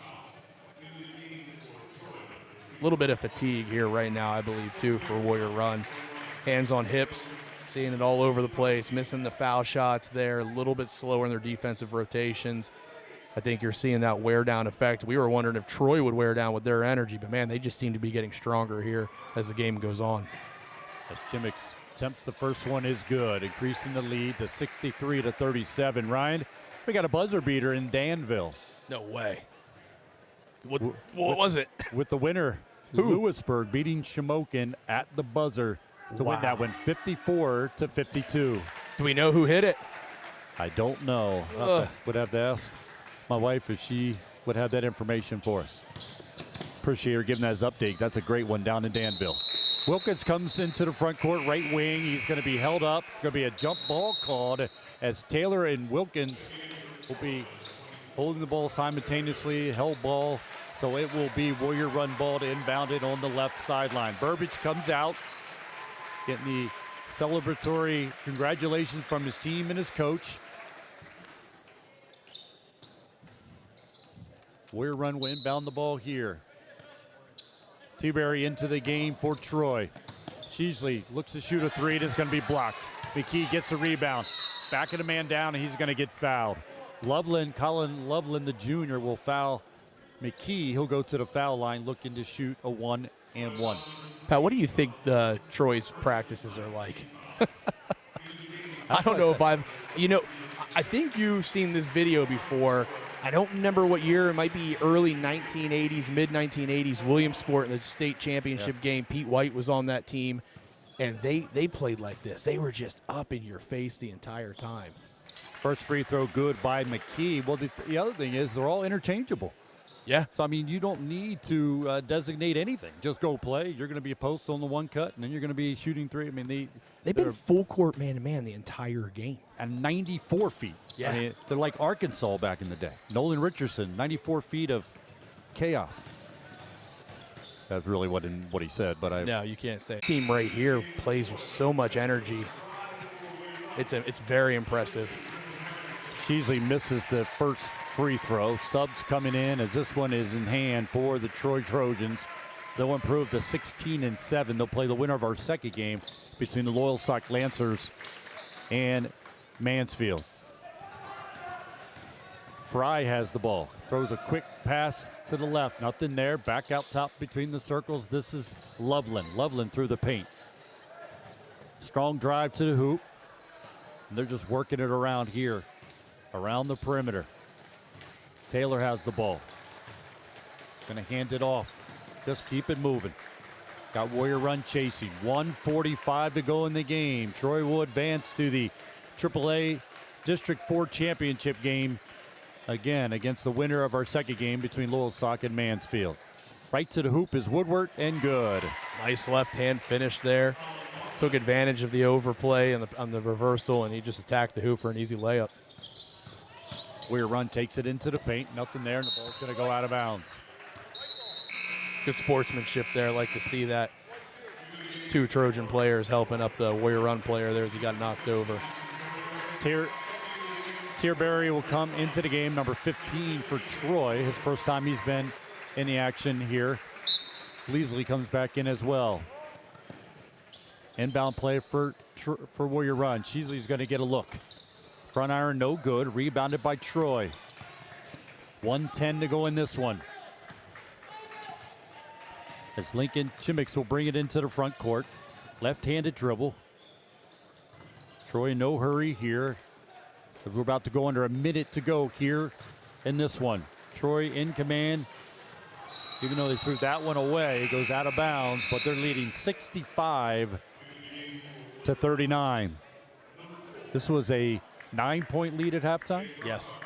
And remember, Warrior Run had gone on a run themselves to cut it to 9 behind their senior Sheasley, who's going to check out of the game here. Great game for Sheasley, man. He played so hard. Definitely, he kept them alive there in the first half with his play. Carter Sheasley comes into the game for Warrior Run, number 15. 3-point field goal by Warrior Run's good. Under 40 seconds to go. Chesolowski there, freshman for Warrior Run, hitting the 3. Lincoln Chimmicks being hassled in the backcourt, but handles it, gives up the pass, and it's good by T-Berry, number 15, who had just checked in the game. He gets himself in the scoring column in this semifinal game. Just everything they shoot right now is going in. They could do it with their eyes closed. Under 10 to go in this one as Troy will advance to the AAA District 4 championship game.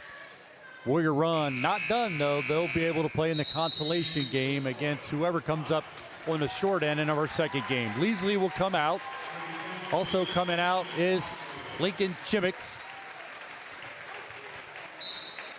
33 comes into the game, and I don't have a name for it, but he has the ball here. He gives it up. Scottie Pippen. Scotty. Wearing black, white, and red. There you go. Number 33. All right. Well, that will be it as the Troy Trojans will advance here in the District 4 3A semifinal game as Troy will compete and a time and place to be determined in the district championship game. For Warrior Run, they come up on the short end here, but they'll have an opportunity to play again in a consolation game. Again, time and place to be determined by our fellow people at the PIAA District 4. Ryan, it had a game, had a lot of ups and downs here, but the one thing you talked about, and you're right on the money, can Troy keep this kind of pressure going throughout the entire game? Can they overcome the size differential in this game? Well, you could check a lot of boxes. Troy comes out with a big win. Yeah, they did it with heart, man. They did it with energy, and, they're very well coached. The fundamentals are there. A lot of pump fakes. They utilize pass fakes, hard dribble attack, kick out rotations. They just do a lot of things really good, and they make them very difficult to cover. And they're patient. They're patient in their offense. They'll pass the ball 10 times before they even take a shot. I know in practice a lot of times I got to tell my guys at least 5 passes before we look to score. 5 passes before we look to score. And a team that's focused and can execute a play, you'll see more passing and longer possessions. And they just did that all night. Very few turnovers for Troy. They just take care of the ball. And then on the other end, defensively, that's one of the most tenacious defenses I've seen in high school basketball. They just do not give up. But when you're smaller like that, you play to your strengths, and their strength is definitely speed and athleticism. And man, they came out tonight and played this game, realizing what was on the line, an opportunity at a district championship. And I don't know how much what North Penn Mansfield or Loyalsock was doing when they were watching that, but you win this game, it ain't going to be easy, and you better be ready to get to work. As you said, that's who's coming up next, Loyalsock and Mansfield, as they are both trying to vie to take on that very team you mentioned in Troy. And, Ryan, it's crazy how it started this game. It was a tip. McKee usually will win every tip you have, and Warrior Run's got that benefit. But he did that against us on the 9th or on the 8th grade level. Tip it to his man, and then just streak right down the center of the lane, threw it to him. He caught it, and he dunked it. And then he had a jump hook, so he had 4 points to get things underway. But, there was no concern that way by Troy. They continued with the pressure, and, there were times where you thought, Warrior Runs are going to get themselves back in this, but it was just the relentlessness that you talked about by Troy that just turned to be the difference here tonight.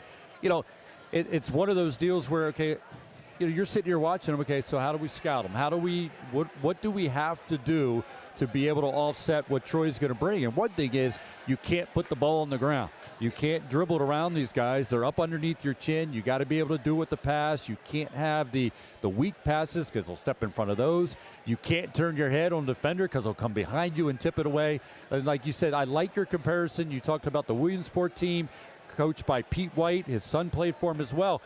One thing Pete White said, the only time that you have an all-out advantage is on an inbound. You got 5 defenders against 4 offensive guys, and you have to take advantage of that. And he said, as soon as the ball, I remember talking to him, he said, as soon as the ball goes in the net, the press should start. Yeah. And he said, and it was a face guarding press, and he would get after it. We have 5 guys guarding their 4, and that's how he played it, and he turned it into much like we saw Troy here tonight. Not only were they up under you, but they would get turnovers and turn them into layups, and they took advantage of that all night. Yeah, it was impressive, and not just, the fact that they were able to do it, execute it, but just to keep it up, to keep that intensity up for 4 quarters. It's impressive. I got a funny feeling that they can't penalize them in practice with sprints. I don't think that affects a team like this. It might be something like maybe they stretch them, put them on a stretch machine, and pull on the limbs. You know what they do? Tell them to stand still and don't move. Yeah, that might be the punishment. That'd be the biggest punishment for them because they're so antsy and want to move that if you told them they had to stand still, it'd probably a pretty darn good contest to see who could actually stay still the longest because that's the way they play. And the other part about it is Coach Woodward, his son, is only a sophomore. He's got Chimmix was a senior, but there's a younger Chimmix as well. So there's a lot of people coming back for this Troy team. And, boy, they were just impressive as we wrap up things here in our first game. Again, Troy beats Warrior Run here tonight to advance to the District 4 3A championship game.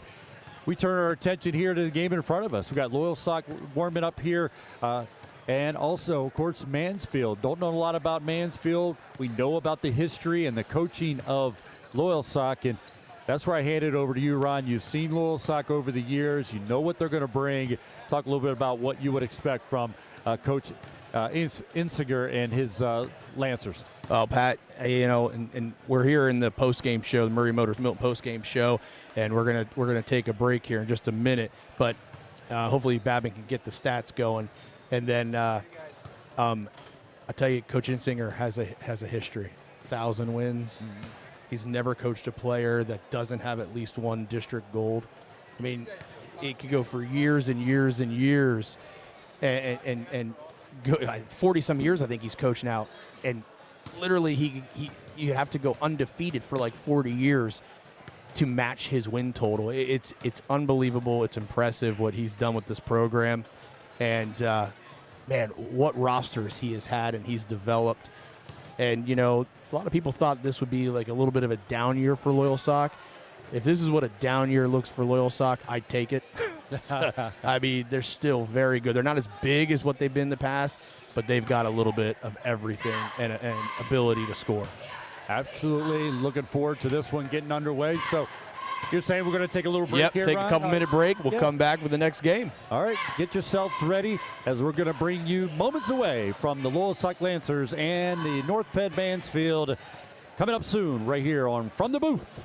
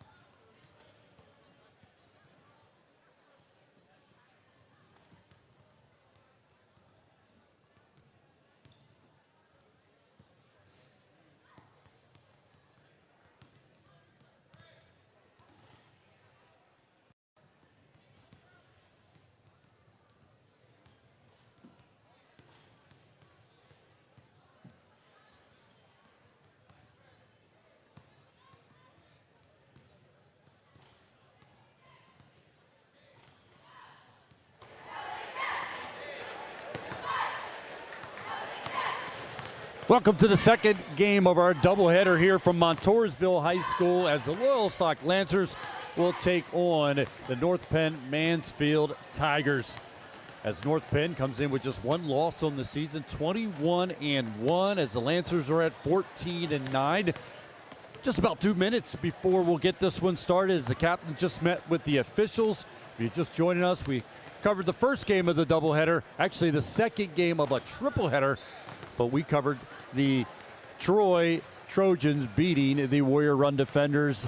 So Troy will keep it right here and watch this game, because whoever wins this one will take on the Trojans. And Brian, just look out physically.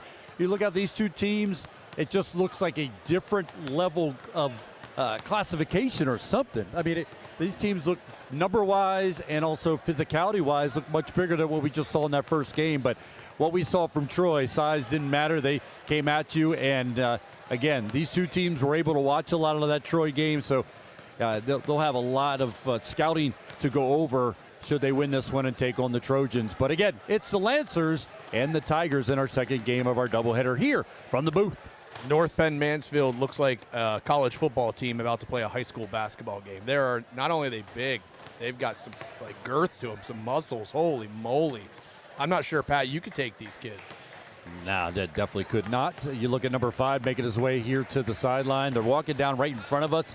But, Brian, again, we could have said the same thing in the first game. We could have said, boy, look at the size of Warrior Run against the undersized Troy Trojans. But one thing is, as an athlete, one thing you can't measure by looking at someone is the heart. And that's what Troy was able to rely on, just their heart. They came after him. So, and the Lancers, well coached, as we know, and they are going to give Mansfield everything they can to try to give them their second loss on the season, but it's not going to be easy, as the introductions are about to happen of the starting lineups for the second game of our podcast doubleheader.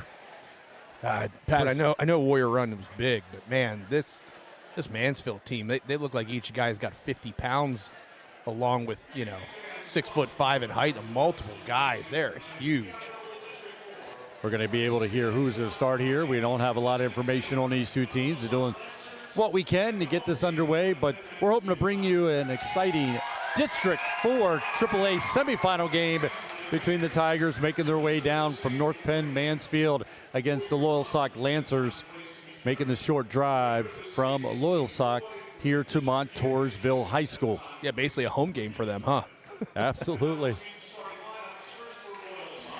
First for Loyalsock, we'll get their starting lineups here. Number 0 will get the start. He's a 25th hour kid, if I'm not mistaken. We saw him in the tryouts the other night for 25th hour. Jalen Andrews.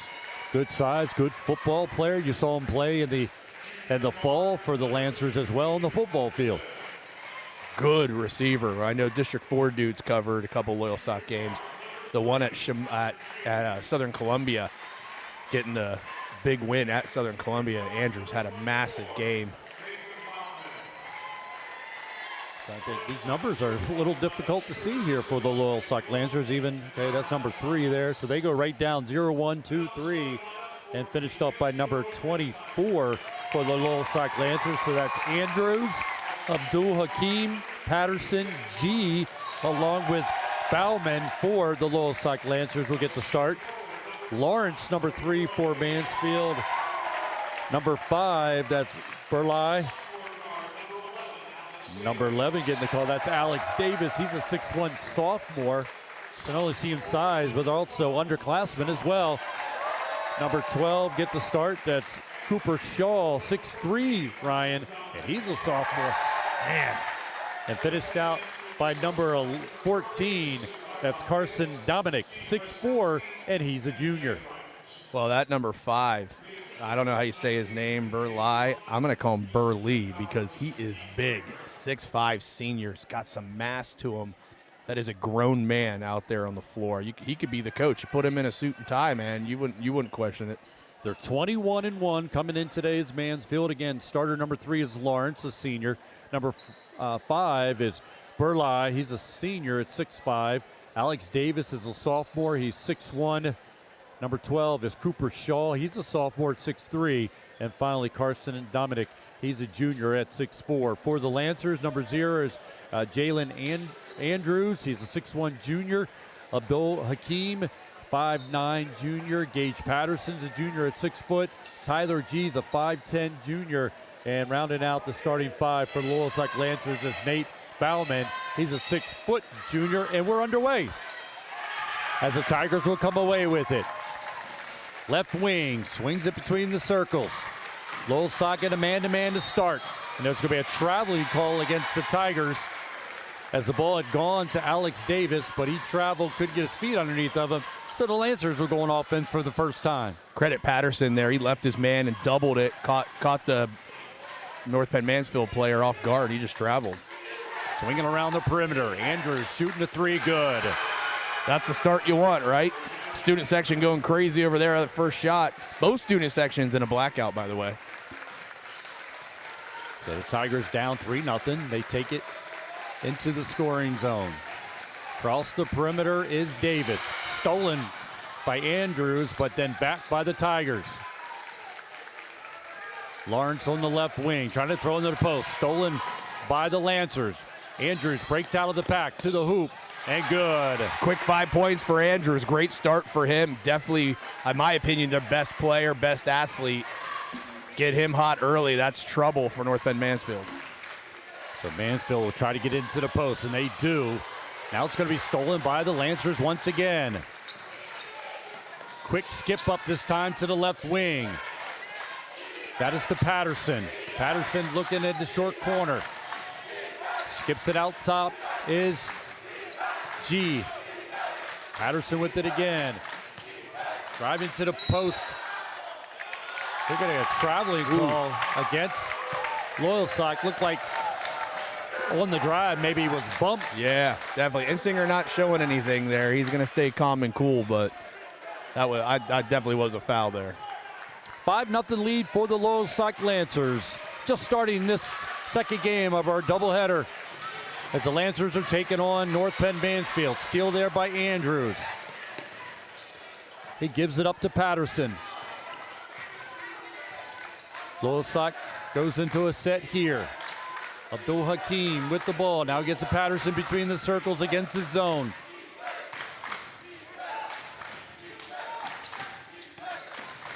Loyalsock drives, shots up, back iron, no good. Rebounded by the Tigers. Into the front court is Davis. Davis, right-handed dribble, switches to the left, right elbow, gives it up. Throws it to the big man, number 5 for Mansfield. Going to knock it down for the first bucket, Brody Burlai. And boy, he used his body there to create that separation. That's a big body. Nice soft touch, though. 5-2 lead for the Lancers. Ball screen there. Patterson pulls up. Back iron, no good. Rebounded by the Tigers. Big rebound that time by Shaw, the 6'3 sophomore. Into the front court is Dominic. He takes a right-handed dribble. Is going to get fouled as he got up by the rim. Yeah, it's a bad foul. Dominic's out of control there, just leaning, threw the ball up, took a hit on the arm, got bailed out there with a bad foul, Loyalsock. First foul by the Loyalsock Lancers. Bauman with the foul. He's a 6-foot junior. This is sending Dominic to the line, and he misses the first of his 2 free throws. Well, Tigers in the zone right now have cleaned up everything that's come off the rim. Nothing even close to being contested for an offensive rebound. Loyalsock's going to have to knock down some shots outside, maybe get them out of that zone, because that's a lot of big guys underneath to rebound everything. The second one is good by Dominic. Into the game for the Tigers, number 4, Andy Green, a 5'10 senior. Going up against this zone of the Tigers are the Lancers offensively. Swinging around the perimeter. Pull up, no good. Andrews goes up, competes for the rebound, but the Tigers come away with it. That's Shaw. Into the front court. Dominic with the ball. Turns and squares up. Able to get it to Green. Right wing this time, over to Shaw. Shaw with the left-handed dribble to the right elbow. Get it to Green. Green, right-hand dribble into the paint. Nothing there. Out to Dominic. Defended tightly by the Lancers. Takes it to right baseline. Pulls up. No good. Gets his own rebound. Goes back up. No good again. And Andrews comes away with the rebound. And right now, Lancers trying to push the pace there, not letting the Tigers set up in this 1-3-1 zone. A skip pass for the Lancers. Out to Andrews. No good. Rebounded by the Lancers. Patterson comes away with it and gets the bucket. Yeah, Patterson's a very calm, cool player. He's their point guard. He sets things up, does a great job taking care of the ball, getting them their offense. But he's also got a good motor. There he shows it, getting the offensive rebound and the putback. First offensive rebound for Loyalsock. Abdul Hakim on the coverage, but gets back down into the post by Sam Lawrence, the senior, and he makes the bucket to cut it to 7-5. And that's that big body, man. He just uses body, makes the contact, and he goes up like a grown man. Loyalsock's able to throw it into the high post. Nothing there. Back out to the perimeter. Skips it around. A three-point shot there. No good. It hits the top of the backboard. That 1-3-1 zone, you don't see it very often. But I'll tell you what, it is a difficult zone because of that. You don't practice against it much. You don't see it much. Now, Coach Insinger has been coaching a couple years. I'm sure he's seen it plenty, and he's got a probably pretty big playbook to run against a 1-3-1. But I know as a younger coach, and I would think Babin would agree with me, don't see many 1-3-1s. And I know this. We like to try and get it to the short corners and attack it there. But, man, there's a lot of things you can do, stretching guys out, trying to stretch them out and attacking the backside. But it's very, very, very rare and unorthodox. So, excuse me, we'll see how this goes on the rest of the game for the Lancers. Now, they've hit 1 3, I believe. Andrews hit a 3. Everything else, though, has been off the rim. Well, one thing you do, too, against a 1-3-1 is offset the one man up top, and also it's about angles. You got to go angles. You attack, and you got to go dump passes, angles, skips. You got to work that backside of that defense and see if they do that the next time down against that 1-3-1. Across half court are the Tigers, trailing 7-5, but looking to tie it up here, and they do. A slice that time by Green as Dominic found him for the layup, and we're all knotted up 7-7 with 3:10 to go in the opening quarter. Beautiful play there, backside screen, cut to the hoop, and they hit him wide open. Lancers come back. Patterson in the paint, no good. Rebounded by the Tigers. Big rebound by Shaw. Patterson guarding Dominic. Get double team. He gets rid of it. It's stolen. Stolen by the Lancers. Andrew has the ball. Throws it back between the circles. Patterson with the ball into the high post. Nothing there. Andrew's going to shoot a 3. No good. Rebounded by the Lancers.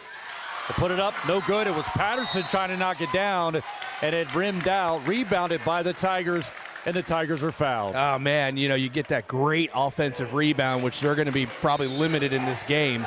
Get the offensive rebound, just missed an easy putback. Worst part about it is a foul 90 feet away from the hoop. As a coach, you hate those fouls. Okay, you missed the shot. You probably should have made it, but just get back and play D. We don't need a stupid foul. And right there, 0 for Loyalsock. Andrews picking up the foul. Lawrence has the ball, right wing, as the Tigers are running their offense. Game tied 7-7 with 2:20 to go in the opening quarter. Swing the ball around the perimeter. Left baseline jump shot, no good. Rebounded by the Tigers that time by Lawrence. Lawrence on the right baseline. Takes it strong to the hoop. Skips it across. Dominic shoots a fadeaway, and it's good. Good ball movement, just working around, staying patient. Found the open Dominic, and he knocks down the mid-range jumper. The lost shot, Pat. I call it the lost shot. The Tigers take the lead for the first time here tonight, leading 11-7. Loyalsock screening in the zone. Into the high post of the Lancers. Nothing there. Skipping it around. An errant pass sails out of bounds. I tell you, the size of North Penn Mansfield in that zone, they just look like they're everywhere. Hands are up. They're active. They're on their toes. Nate Babin runs a great zone at Bloomsburg, and that's a big part of it. I know I've talked to him about it. It's just keeping guys active, on their toes, moving, ready to move, and get active hands. And deflections are great things, and they cause turnovers. And that time, no deflection needed, just the pressure threw it out of bounds. Babin doing our stats here tonight, also doing it for the District 4 dudes who are here in attendance. Patterson with the block, into the front court. Strong left-handed dribble, and hammered by the Tigers. Let's see if he'll say he was going up or not. An interesting call here as he was fouled, and they are going to give him 2 as it looked like he started to go into his shot. So Patterson will be at the line on a strong left-handed drive, and he'll get a chance to shoot 2. Foul that time on Davis. That's his first, team first. Well, Patterson is like Charles Barkley there. Gets the block, rebound, and goes full court on his own. And boy, that was a hard foul. Very, very, very hard foul. Mansfield is not playing any games. If you're going to go up and get fouled, you're going to feel it. And he makes the first free throw. He'll get a second one here. Bombay coming into the game for the Lancers. Bomboy, excuse me. Thought Bombay sounded better, but we'll go Bomboy if that's his name. Patterson shooting the second free throw, and it's no good. Rebounded by Davis. Seems like whoever rebounded has a green light to take it down to the offensive side for the Tigers. He'll be guarded by Patterson. Across the lane, skips it. 3 looked at, nothing there. Dominic will shoot the 3, and he'll nail it. Wow. Dominic's a nice player. Shoots the ball well, nice high release. Can also attack the rim. He's doing a lot right now for this Mansfield offense. Under a minute to go in the opening quarter, 12-8 lead. As a lob pass for Andrews gets that 1-3-1, unable to make a successful completion there. A scramble for the ball, and the Lancers will come away with it. Bounce pass to Andrews. Andrews defended by the Tigers. Kicks it out for the 3 for the Lancers. Well, heads up by Andrews. He was really deep under the hoop there. It's going to be hard to go up, but he finds an open man in the corner and knocks it down. 12-11, 30 seconds to go in the first quarter. Abdul Hakim is able to get the pass from Andrews and knock down the 3. And as you said, it cut it to a 1-point lead for the Tigers. Throw it into the paint. Give it to Dominic. Shoots over Andrews. No good. Rebounded by Bomboy. And it's going to be a foul against the Tigers. Yeah, Bomboy didn't need to do that. Just sometimes you're out of position. You're not going to get the board, and you just got to live with that. He came in over the back, swatting down. Easy foul call for the officials. It's going to give him, though, only his first foul. Bomboy will come out. G back into the game. 15 seconds to go here in the first quarter. 1-point lead for the Tigers. Lancers have the ball. Patterson gets his pass deflected by the Tigers. It'll go out of bounds and stay with the Lancers with 7 seconds to go here in the first quarter. And Mansfield's not scared to stretch this 1-3-1 a little bit. They're picking up ball outside the 3-point line, good 4 or 5 feet. So they're stretching it, applying some ball pressure, not allowing Loyalsock. Patterson with the ball. 2 seconds to go. Don't know if they're going to get a shot off, and they won't.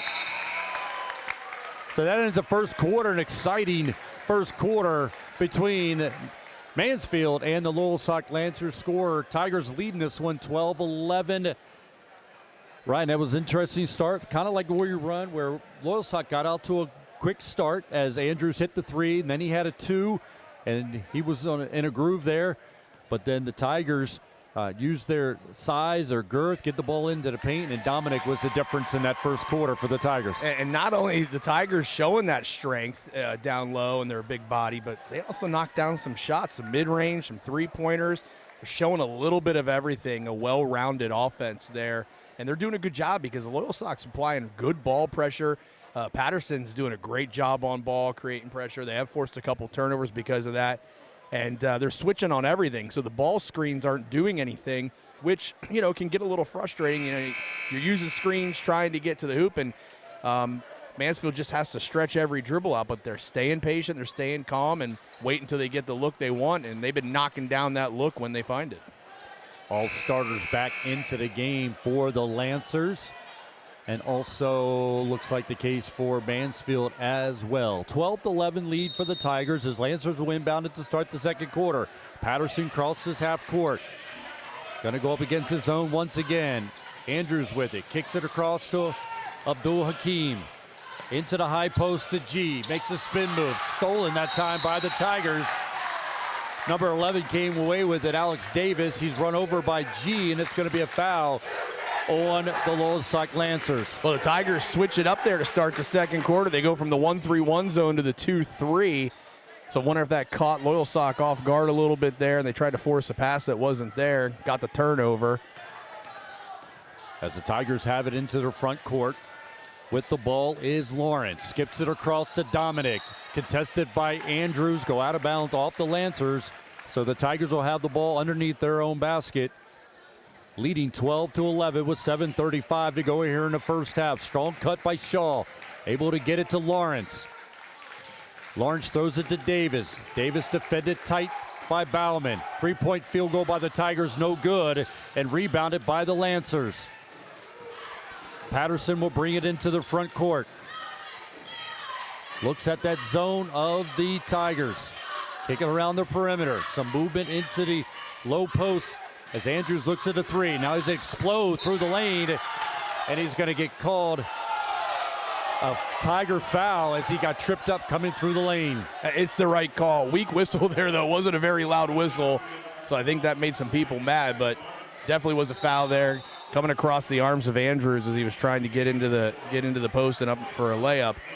I like the explosiveness. You got to go against the zone. You got to explode through the zone. You got to draw defenders, and Andrews is a very good player and capable of doing that. We'll probably see more of that. Right now he's going to shoot another three, no good, and a great rebound by the Tigers. Yeah, everyone boxing out there for the Tigers. That was an easy board. And they're going to push it the other way. Looking for a three here from Shaw, no good. As the Lancers will come away with it. Andrews gets it deep down, and a bucket that time by the Lancers, number 32. That's Nagy has just checked in the game, and he's a recipient of the assist from Andrews for the bucket. The Lancers regain the lead. Good transition there, run down court. Great job outlet-wise. Now Tigers will take the lead back. That time it was Davis with the left-handed drive and off the glass good. Easy bucket there, just drove, got past his man. Nobody rotated over and helped. Nice left-hand finish. Abdul Hakim has the ball from Patterson. Back to Patterson. From the right elbow, this time is Bauman. No good. Ball's loose. They're going to come away with it. The Tigers. That's Andy Green, the senior, comes away with the long rebound. Dominic has the ball with Patterson on him. Gets it to Green for three. Good. Teams are going back and forth here, Pat. Not shooting particularly well from the three-point line, especially Loyalsock, but still finding ways to score. Tigers leading 17-13, 5:45. Bauman gets it in deep in the post, and he's going to walk. Yeah, there's the size. The size was defense. Bauman got the ball. Undersized player at 24. Bauman is 6 foot tall. I think that's on his tippy toes. He got inside there and saw some trees and kind of hesitated, ended up dragging his foot and get called for the travel. I'd like to see Andrews relocate. He threw it into the post and didn't move. If he drops down, gaps down towards the baseline, he could have been kicked back out to him. But Bauman got called for the walk. Dominic shooting the three. Good. That kid is a shooter. He does not hesitate. Came right off a little screen. Didn't have a whole lot of space, but he pulled the trigger and he knocks down a big three. Giving the Tigers a 7-point lead over the Lancers. Patterson has the ball, gives it to Andrews. Andrews going to attack the rim again, go high up over the defense and good. Very impressive athlete, the Andrews kid. That was a nice dribble attack. 2 dribbles and exploded up to the rim for the layup. 20-15 lead for the Tigers. Dominic looking for the screen, gets it, going to pull up from 15. In and out, no good. Rebounded by Green. He's going to give it up. And Shaw comes away with the bucket for the Tigers off the offensive rebound. Second chance points there. Second chance points. They can be killer. Andrews with the ball, going to shoot a three. It is good. Banked it. Yeah, well, you know, all the other ones that were hit the rim or rattled in and out. This one, why not use the backboard, right? I think he called it. Use your resources. Yeah. If it's there, use it. Andrews with the steal. Coming the other way. Going to get to the rim. And no good. Rebounded by Patterson. He's going to go up. And there's a foul. Boy, Patterson for a point guard rebounds well. He gets in there, grabs the ball, pump fakes, takes a couple of guys in the air, and is able to draw the foul, not make the bucket, but he'll go to the line shooting 2. Some pace going on right now. These guys are getting up and down the floor. Andrew showing his speed to get that steal. And his creation there, attacking the hoop. Yeah, he missed it, but Patterson followed it up. Got the rebound and the foul. Patterson with the first free throw, no good. All right, I mentioned in the first game, these nets. The small nets. These nets. The small nets. I wonder what Patterson's percentage of free throw. It looks like he'd be a great free throw shooter, and that one he clanked off the rim. See if he gets the second one here. 22-18 lead for the Tigers. 4:23 to go here in the first half. Second one is no good. It's the nets. And Dominic comes away with the rebound for the Tigers, leading by 4. Comes across half court. Gives a little wiggle between the circles, throws it into the post. He cuts to the hoop, and he's going to be fouled and almost muscled the ball up to the rim. But it's going to be a foul on the Lancers. He'll go to the foul line shooting 2, and he gets up, grabbing his backside, saying, ouch. And he's going to have to go to the free throw line to shoot 2. Boy, he's a tough player. He makes the pass and then cuts immediately to the hoop. Very active, moving without the ball. That's a sign of a great player. I love watching what guys do when they don't have the ball. How much are they moving? How much are they creating with cuts? That's a simple play. Into the post, cut to the hoop. Postman found him. He goes up, takes the foul, almost finished it. At the line shooting 2, Dominic. First one's up and good. So he overcomes the small net situation and knocks down the free throw. Yeah, I think the net at that end is actually bigger, Pat. Yeah, there you go. Even though that's the one where the ball actually got stuck on a layup. I don't remember that. Yeah, you weren't here. Okay. The second one is good. Still not. That's the best way to break the nets in. It's just swish. Yep. 6-point lead here for the Tigers. 4 minutes, coming up on 4 minutes in the first half of the second game in the AAA District 4 semifinals. And it's 2-3 zone. They really overloaded on ball side. There's 4 guys outside the lane line. Shot up by the Lancers is blocked. It was attempted by Jennings, and quickly the other way are the Mansfield offense. Quick layup there by Green, increasing the lead to 26-18. I mean, you're in a zone and you turn a turnover into a layup that quickly. It's pretty impressive. Yeah, and as soon as it gets in the high post, there's 3 guys all over the high post. It's very tough to do anything. High-low action, especially with the size that North Penn Mansfield has. Really tough. It's almost like the high post isn't going to be effective. Bauman back into the game along with Abdul Hakim for the Lancers. Into the high post to Patterson. Quicks it to Andrews. Andrews from 3, no good. Rebounded by the Tigers, contested by the Lancers. Andrews wanted the ball to be called out on the Tigers, obviously, but the referee says, nope, we're going to go Tiger way, and it's going to be inbounded with Davis bringing it up for the Tigers. The only look Loyalsock is getting right now is a 3-point look, and they're small windows, and they're not making them. Almost intercepted that time by G as Davis was trying to get it to Green. Davis was guarded very tightly by Abdul Hakim. This inbound's going to look into the post to Dominic.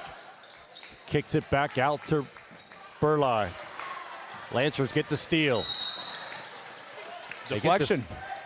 Those are demoralizing, man. You had a guy streaking down court, trying to make the bounce pass to him, and even though he used his foot, which is illegal, it's demoralizing. It kills the flow, and now they got to face this zone, which has been a 2-3 the entire second quarter after a 1-3-1 in the first quarter. Patterson will start things here for the Lancers. Gets it to Abdul Hakim. Over to Andrews. Andrews kicks it out to Patterson. Patterson trying to throw it into the half post to Bauman. Not there. Good action by this Tiger zone defense. Now they throw it into Bauman. Bauman kicks it to Abdul Hakim. Knocks down the 17-footer. Good job there. Loyalsock got it deep in the paint. The defense collapsed. They kick out and get a mid-range jumper. It's good-looking basketball. Tigers with the 6-point lead on the offensive side. Into the big man underneath, and Andrews is going to take the charge. That great call there. Andrews had his position, and all it was a lowered shoulder. You might say he flopped a little bit, but that was definitely a physical shoulder worthy of the call. And that foul is going to go against Burlai. 2:22 to go in the opening half. Loyalsock with the ball, down 6. Patterson with the ball, looking at that zone. Gives it to Andrews on the left wing. Now to Abdul Hakim. Back to Patterson. Patterson's going to eye up a 3. No good. A fight for the rebound, and the Tigers come away with it. Lancers shooting a very low percentage right now. Just not able to find that center point of the rim. Everything's a clank off of it. Davis with the left-handed dribble into the offensive zone. Gives it to Dominic, who's been the star. He's looking to add to it. No good on the three-point shot. Patterson with the rebound. Pushes it to Andrews. Andrews is going to go strong to the hoop and miss the layup. And Tigers are going to come away with the rebound. Well-contested shot there, and it's not easy. You know, you think it's that close to the hoop, it's an easy bucket. It's not when it's contested. Davis left-handed dribble, and he's going to be fouled by Andrews, and that's going to be his second. Remember, he got one of those fouls, was not the type of foul you want to get. It was 90 feet from the basket. Now he gets a foul here. It's going to be his second with 1:29 to go. And what do you do? First half. What do you do here, Pat? Do you ride it out 1:29? You let Andrews stay in and risk that third foul, or do you pull him out? And I think I would always pull him out. I pull him out right now, especially he just got it. He's a little even if you just sit him for a quick, 22 seconds or whatever it is, just to say, okay, you got the foul, everything's good, because he wasn't happy about the call. You just don't want to be picked up because he's frustrated.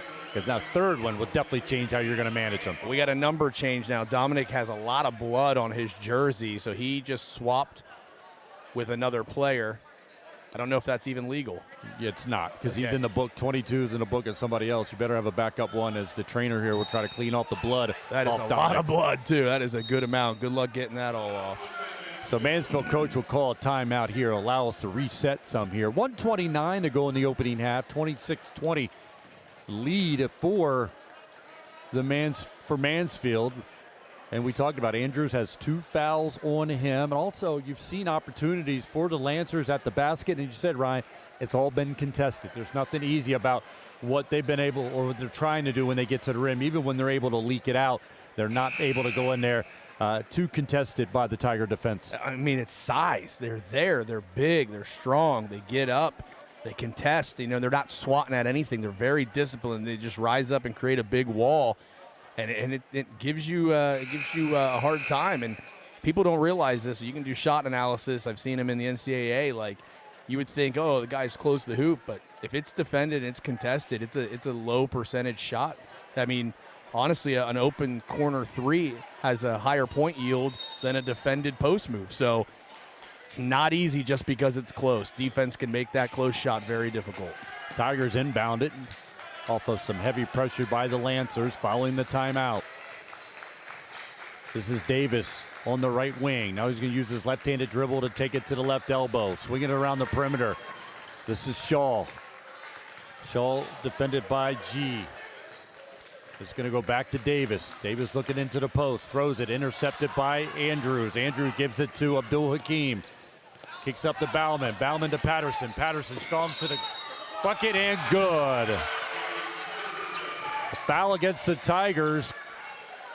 Burlai, the coach for the Tigers, definitely wanted the charge call, but it's going to go Lancers' way as Patterson will walk to the foul line trying to complete a three-point play. Well, I think that was about to be a no call, but since number 15 for North Penn Mansfield, I'm not even going to try and pronounce his last name. I think because he flopped there, they made the call. Patterson knocks it down to cut it to a three-point lead for the Tigers. Under a minute to go here in the first half, as Dominic will change his number to 13 as he'll return. As long as they're using a number that was not in the book, he's fine. So that probably they ran to the locker room and grabbed the extra jersey. Tigers have the ball, 35 seconds to go here in the first half, and they got a three-point lead. Shaw, right-handed dribble, being defended tightly by the Lancers. Picking up his dribble is Lawrence. Lawrence kicks it across to Shaw. Shaw defended by Abdul Hakim. 20 seconds in the first half. Davis has the ball. Bauman on him. They do a switch. G's guarding him. Davis to the bucket. He's going to be fouled and go to the foul line shooting 2. 13.6 seconds. That's a big play for them to get in there, draw the foul, try and extend this lead here, as Loyalsock's kept it pretty close here with pretty bad shooting. Very impressive that it's only a 3-point game. Tyler G gets the foul. That's his second. Stepping to the line is Davis. He hits the front iron and no good, so he'll get a second one here. Again, Dominic has returned after having to swap out his uniform. He'll wear number 13, see if that changes his fortune, because he's had a very good first half for the Tigers. Second one is good for the Tigers. Davis, 4-point lead, 13 seconds to go. Patterson will pick the ball up as it was rolling towards half court. To give to Bauman, back to Patterson. Tries to get it to G on the cut, and it's knocked out of bounds. It'll stay with the Lancers. Dominic Megan, his presence known right away. Way to hustle back. He was out on the shooter on the wing. They rotated up top, and that's when you can get that opening down low, but he hustled in and got a hand on it. Patterson to the rim, rolls in good. That'll be the final points of the first half. A 2-point game in a game it feels like the Tigers have completely dominated this one, and it's only 2-point game. I mean, Loyalsock can't shoot any worse than what they shot there in the first half, and I know that they shoot a ton in the offseason. They shoot a lot in practice. I'm well aware of their workouts and their practice types, and this is a good shooting Loyalsock team. I would be extremely surprised if that doesn't pick up in the second half for them. On the other hand, you know, North Penn Mansfield played very well there, man. They rebounded well, they defended, they shot well, and somehow they only find themselves up 2. I'm surprised by that. If you're Coach Insinger right now for the Lancers, you're very happy with where you're at going into halftime. Andrew, you just saw he was the last one to walk off with the Loyalsock Lancers, and you know, he's been at war, man.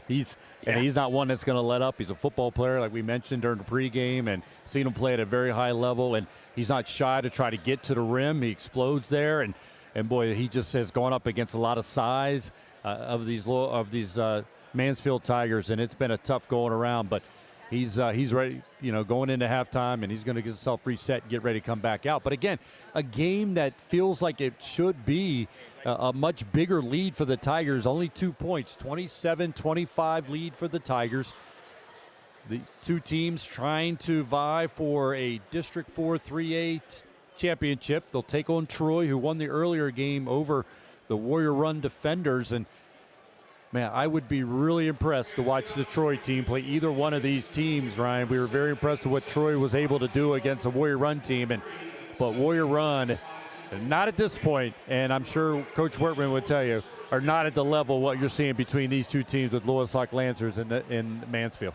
Just the size difference is impressive. Now, I know Warrior Run had size there, but just the girth and the overall size.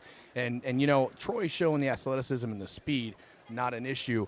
But, man, these teams are playing a little bit like Troy right now with their intensity. As our stat man, Badman, taking all the numbers here in the first half. Going to walk you through some numbers here. First for the Loyalsock Lancers, 25 points in that first half. They had 11 in the first quarter, got 14 in the second.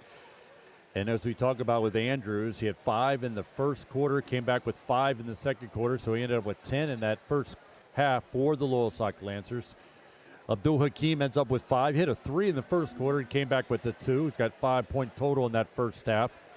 And then Gage Patterson, he's a workhorse. He's got 2, 4, 6, 7, 8. 8 points, 6 from the floor, and 2 foul shots for the point guard for the Loyalsock Lancers. And then the other scoring came from Ethan Nagy. He'd come in, and he was a sub, came in right away, got the beautiful pass from Andrews, got the bucket, so he has 2 as well. So Gage Patterson leading the way, 2, 4, 6, 7, 8 points. But it is Andrews from in the scoring column leading the way for the Loyalsock Lancers again. They have 25 points in that first half, and they trail the Tigers. Looking at the Tigers, you got Sam Lawrence, number 3, 2 points in that first quarter, and that's all the scoring for him in that first half. Andy Green, the senior, was a sub off the bench, and he's got 7 points.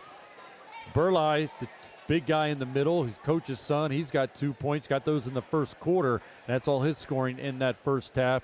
And then Cooper Shaw had a foul shot and, Alex Davis, had a foul shot and a bucket. He's got 3 points. Cooper Shaw has 2. He got that in the second quarter.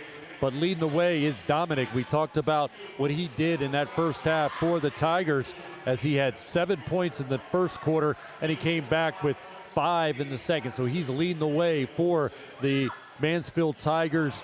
He had to make a jersey change as he got blood on his number 14, so he had to switch. He's now wearing 13, but he was the man leading the way for these Tigers. And this is the Tiger team that, the other thing we talk about, Ryan, not only are they contesting all the layups and contesting everything going out, but when those shot goes up, I've seen good rebounding teams do it athletically. These guys are doing it with just pure fundamentals, boxing guys out and coming away with the rebounds. Yeah, I mean, it's easy to say what we've seen here in the first half is for what has worked for each team. You know, Loyalsock on the defensive end, creating pressure, have gotten themselves some transition buckets. Mansfield on the other side, they've run their sets, they've gotten the ball inside, they've kicked it out for outside shots. So both teams have showed us how they're going to score. Loyalsock, I think, has the ability to knock down some of these shots in the perimeter against this zone. They haven't thus far, and honestly, if they don't start hitting them, I don't think they have a chance to win this game. but both teams playing with high energy, two completely different styles. One team's mid-size athletic, the other team's big and strong. And then, honestly, I think the player right now that's making the difference is the dominant kid for North Penn Mansfield. I don't think either team has a guy right now. Jalen Andrews is pretty close, but dominant kid right now just seems to be controlling this game. Now, that's how we view it. But Babin, you're doing the stats in this game. What has been your feel, being the stat guy, kind of seeing it from the numbers?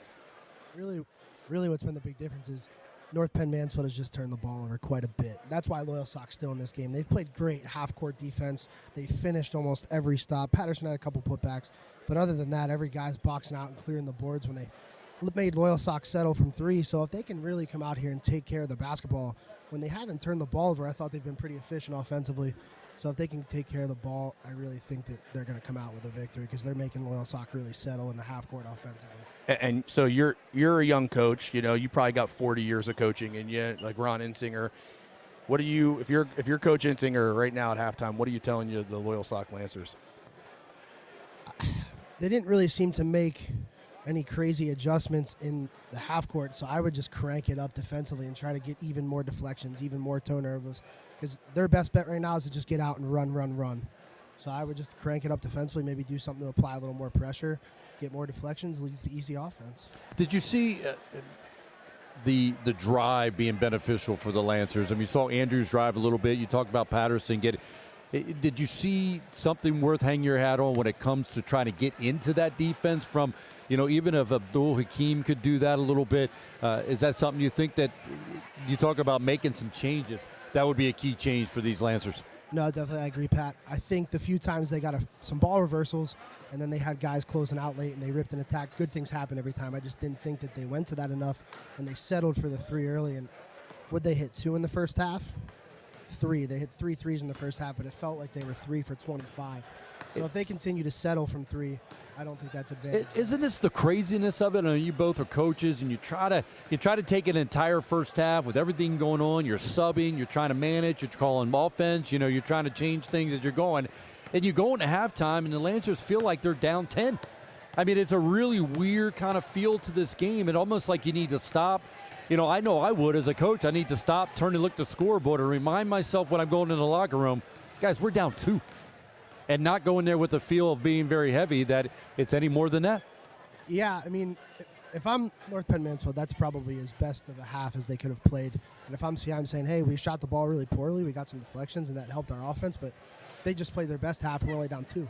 So I will say one thing, when we played our zone against Loyalsock, the adjustment that really hurt us when they started to pull away was they put Andrews at the high post and let him play make, and they got him the ball there, and good things happened. And I think that could be an adjustment they can make. Put your best playmaker there and let him just go to work and make things happen.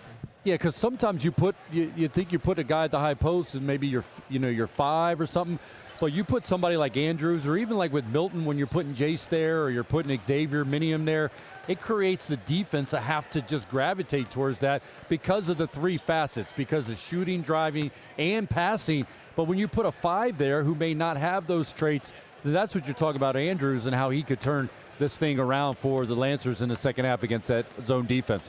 No, definitely, and especially Loyalsock's got the guys on the perimeter that can handle the ball. They make good passes, that they could definitely get Andrews the ball at the high post. And he's a playmaker, and he'll make good things happen if he gets there. So, and that's what I was just going to say. Like Loyalsock, I mean, you can put a guy in the high post, and it takes a special player to play the high post. You got to be able to like catch it in traffic. You got to be able to turn in traffic. You got to be able to locate the open guy. It's not easy. You've got to be a nice player. You have to have good hands in order to play the high post. The problem I see with it in this game is, unlike against probably you guys, is the size. Even when he turns, he's turning into so much size, not just height, but body. Like they absorb everything that he does physically, and Andrews is a physical player. But I agree too what you're saying. Like, they do have the guys around the perimeter with the ball handling and the ability to make an entry pass. Entry passes are not easy, especially against a big, active zone defense. So it'll be interesting to see what adjustments they do make. But I agree, high post is where you think you go. It's just a matter of, are the matchups right? Hey, before we get going here, there's nowhere I'd rather be on this Tuesday night than with you guys watching 3 basketball games. So thanks for having me. I really appreciate it.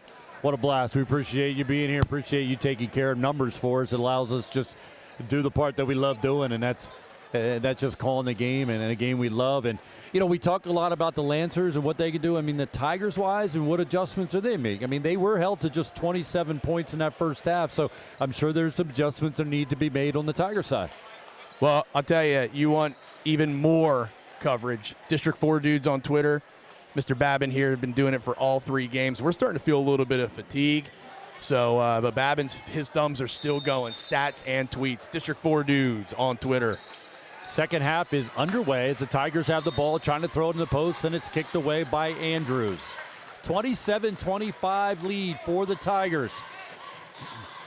Talked a lot about the Lancers making some adjustments, hitting some shots. They're only down 2. Remember, Andrews does have 2 fouls. You keep an eye on that as we start the second half. Tigers working around the perimeter, trying to throw it in the post. Knocked away by Andrews again. Kicked around to the right side. Throws it to Dominic. Dominic gets to the rim, and it's going to be blocked by Andrews, but they're going to call foul.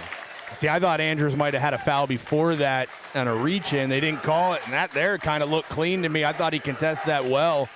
Thought he got all ball, but that's his 3rd foul. Real quick here, picking up his 3rd foul in the start of the second half. Dominic at the line. First one up and good for Dominic. He was the star in that first half. First time we've ever seen him play, but boy, he's been a pleasure to see. He had a great first half, and he gets off to a good start here to start the second half, making the first of his 2 free throws. Second one no good. Rebounded by Patterson. He pushes into the front court. He's defended by the Tigers' Lawrence. Patterson to G. G tries to skip it across the lane. Nobody there. Stolen by the Tigers. Lawrence with the ball into the front court. Guarded by Abdul Hakim. Trying to throw it in the post to Andrews, who does have 3 fouls. You try to take advantage of that. Davis with the ball. Looking into the post. Nothing there. Good defense by the Lancers. G gets the pick. Going the other way. Going to try to get to the rim. He loses it, and it's going to be stolen by the Tigers. That was Shaw as the ball got out of G's hands.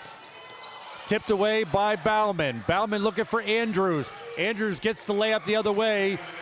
28-27 lead for the Tigers after a scramble there. That's impressive, Pat. I can't believe you were able to keep up with all that action there. Ball is just going like a ping pong match right now. Looking into the post of the Tigers. Defended well by Bauman. Backing down is Burlai. Burlai's going to get the foul. He is a bull. We're not going to call him Bulleye. That kid is tough. Tough. Boy, does he use his body. Good footwork, too, for such a big guy. Well, it helps when you look like you're 25. Yeah. Good player.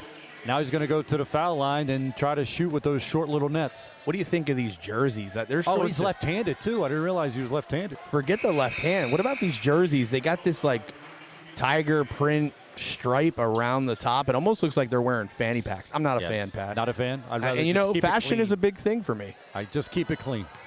Just like hair is for me. Nope. We got security going up into the crowd here. We got a little problem going on. But we're going to keep an eye on the court here. Bauman has it between the circles.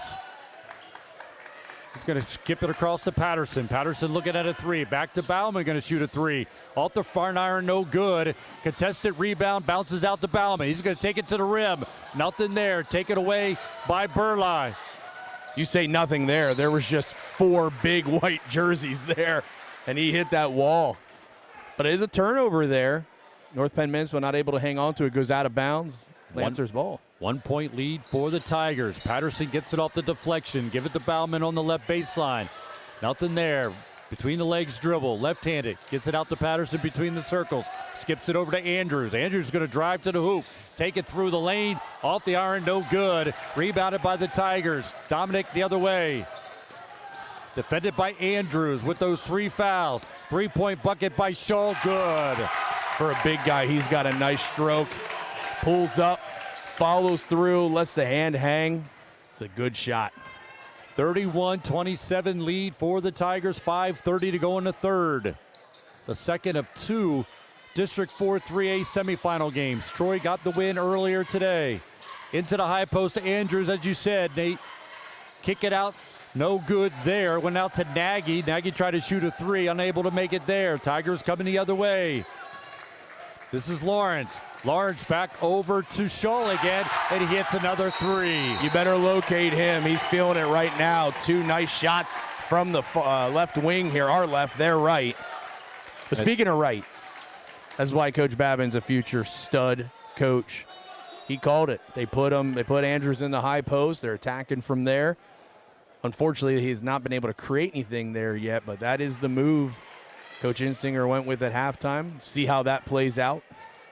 Well, it's curious, too. They have left him on the floor. He does have the 3 fouls, but, you know, we talked about with the Loyalsock coaching staff, been doing it a long time. They're going to make that decision. They're going to trust the kid that he doesn't pick up. You put him in the high post there, creates a lot of traffic, but you figure he's going to manage himself well. He knows important. He's got to be on the floor.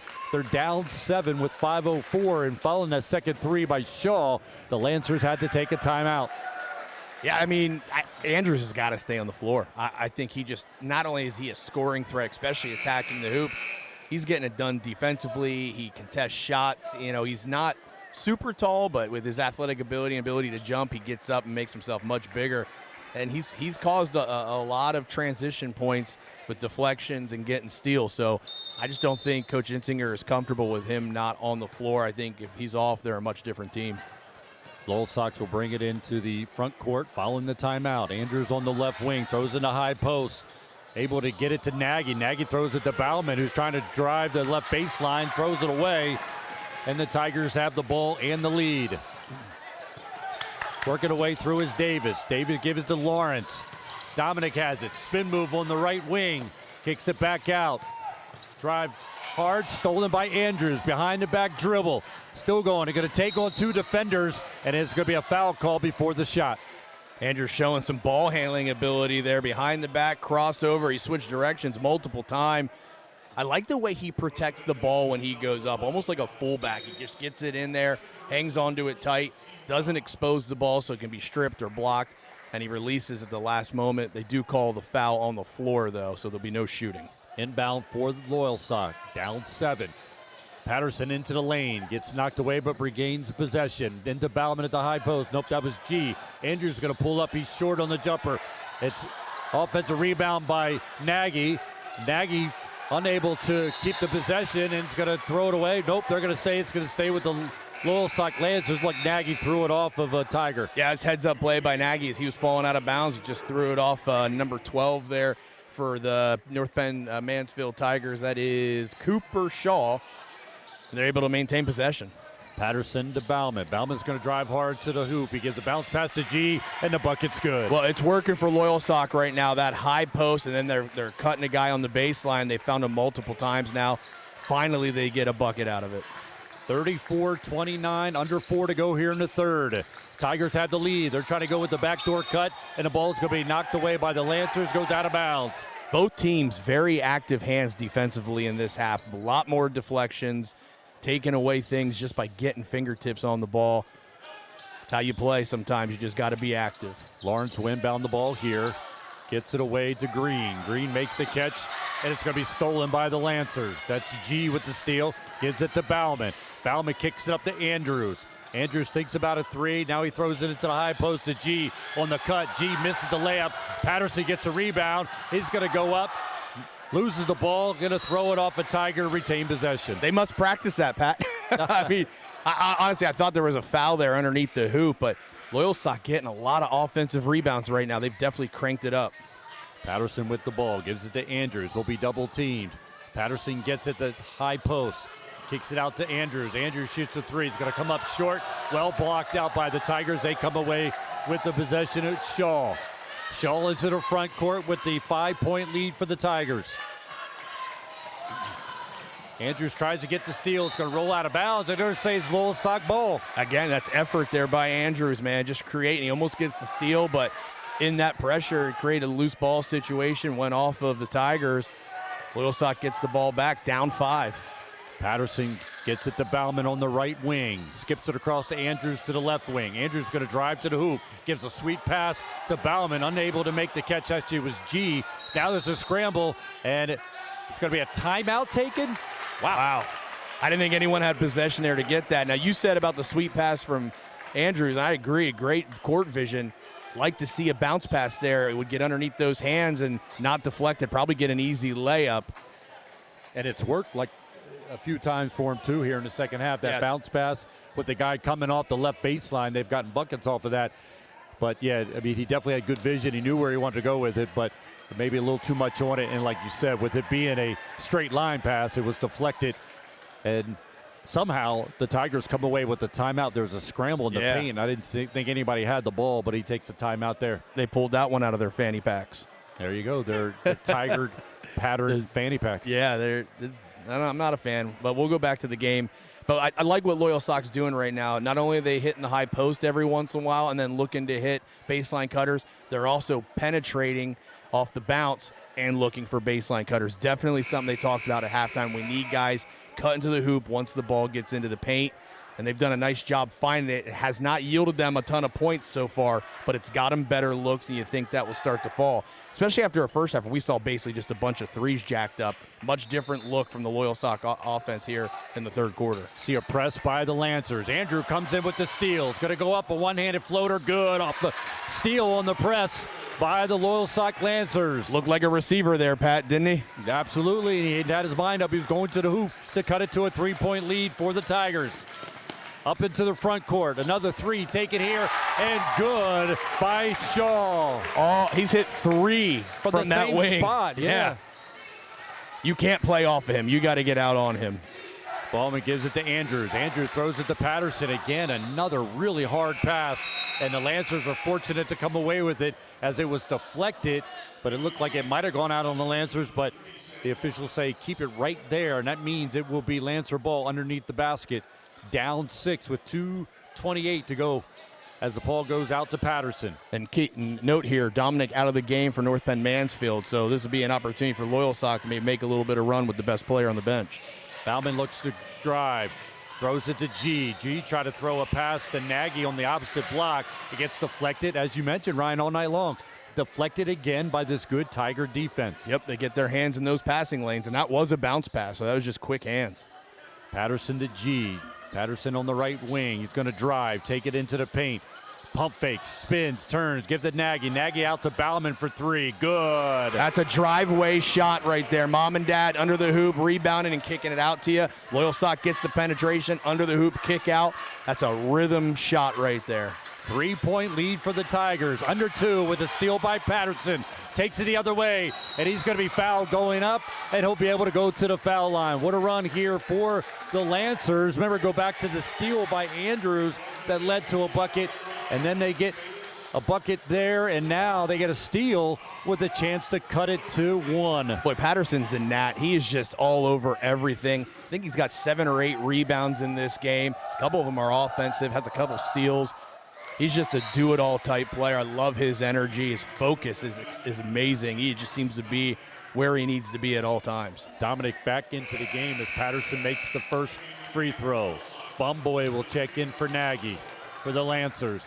Patterson looking for the second free throw to cut it to 1 with 1:47 to go here in the third period. That's 3 fouls on Davis for the Tigers. The second one is no good, and Dominic comes away with the rebound after checking back into the game. Able to break the press. Dominic has the ball, kicks it out to Shaw, and it's going to be Bumboy taking the charge off the pass from Dominic, and now the officials are going to chit-chat. Well, I'll tell you what, if it's not a charge, either way, Loyalsock got lucky there because number 12, catching it from his spot wide open, missed it. It was Dominic driving. He kicked it out, and understandably so, to Shaw, who's been on fire from that right wing. But it was a charge taken by Bumboy, who had just checked into the game, and what a big charge taken by the Lancers. Only 1 foul, though, on Dominic. Wow. He didn't get a long break either. He's back in there. Patterson between the circles. Bauman on the right wing. He's looking for a screen from Nagy. Gets it, but now kicks it over to Patterson. Patterson trying to take it between 2 defenders. 3-point shot. Andrews comes from the right wing, gets the offensive rebound, throws it to Patterson. Patterson looking to get a bucket in the paint, kicks it out to Bauman. Bauman, left-handed dribble, and there's going to be a 3-second call. Wow. Surprised the 3-second call because Loyalsock doesn't really go in the paint very often. If they do, it's high post. Bomboy will come back into the game for Nagy as they're going to go with the press. 1:10 to go here in the third. 2-point lead for the Tigers. The screen up in front of that press break for the Tigers. Picking up his dribble is Lawrence. Lawrence gets it to Dominic at half court. Back to Lawrence. Lawrence right-handed dribble on Andrews. Throws it into the post. Kicks it back out. Hard drive by Dominic to the hoop. No good. Rebounded by Burline. He's going to be fouled. Big offensive rebound there by Burline. Dominic not as hot as he was. I don't think that number 13 is as lucky as the 14. I don't know if he even has a bucket here. No bucket here in the second half. Even the Tigers didn't think that was a shot. They were ready to inbound the ball. He was not into his shot. Well, yet. he just went to the foul line. He was setting up their baseline inbounds play. Yeah. That was definitely not a shot. Nobody but the official decided that was going to be a shot. Even the Tigers didn't think it was. Ball don't lie. Yeah, an awkward release by Burlai. An effective post player, good on the defensive side. Struggling a little bit here from the foul line. Left-handed shooter. Under a minute to go here in the third. 2-point lead for the Tigers. Second one is up, and it's good. Patterson will take the ball from Bauman out of bounds. Works it into the front court. Got Green on him in his zone. Kicks it out to Bauman, back to Patterson. Andrews from three, good. Well, that's what Loyalsock needs. You want to make that zone stretched out and thinner. You got to knock down outside shots. Unable really to do it in the first half, but it's been a while since they shot a three. Come up good on that one. Dominic has the ball, gives it to Lawrence. Lawrence throws it deep, and it's Burlai, and it'd be a Bomboy with a foul. You can almost call it travel there. He kind of shuffled his feet for that contact, then put the ball on the ground.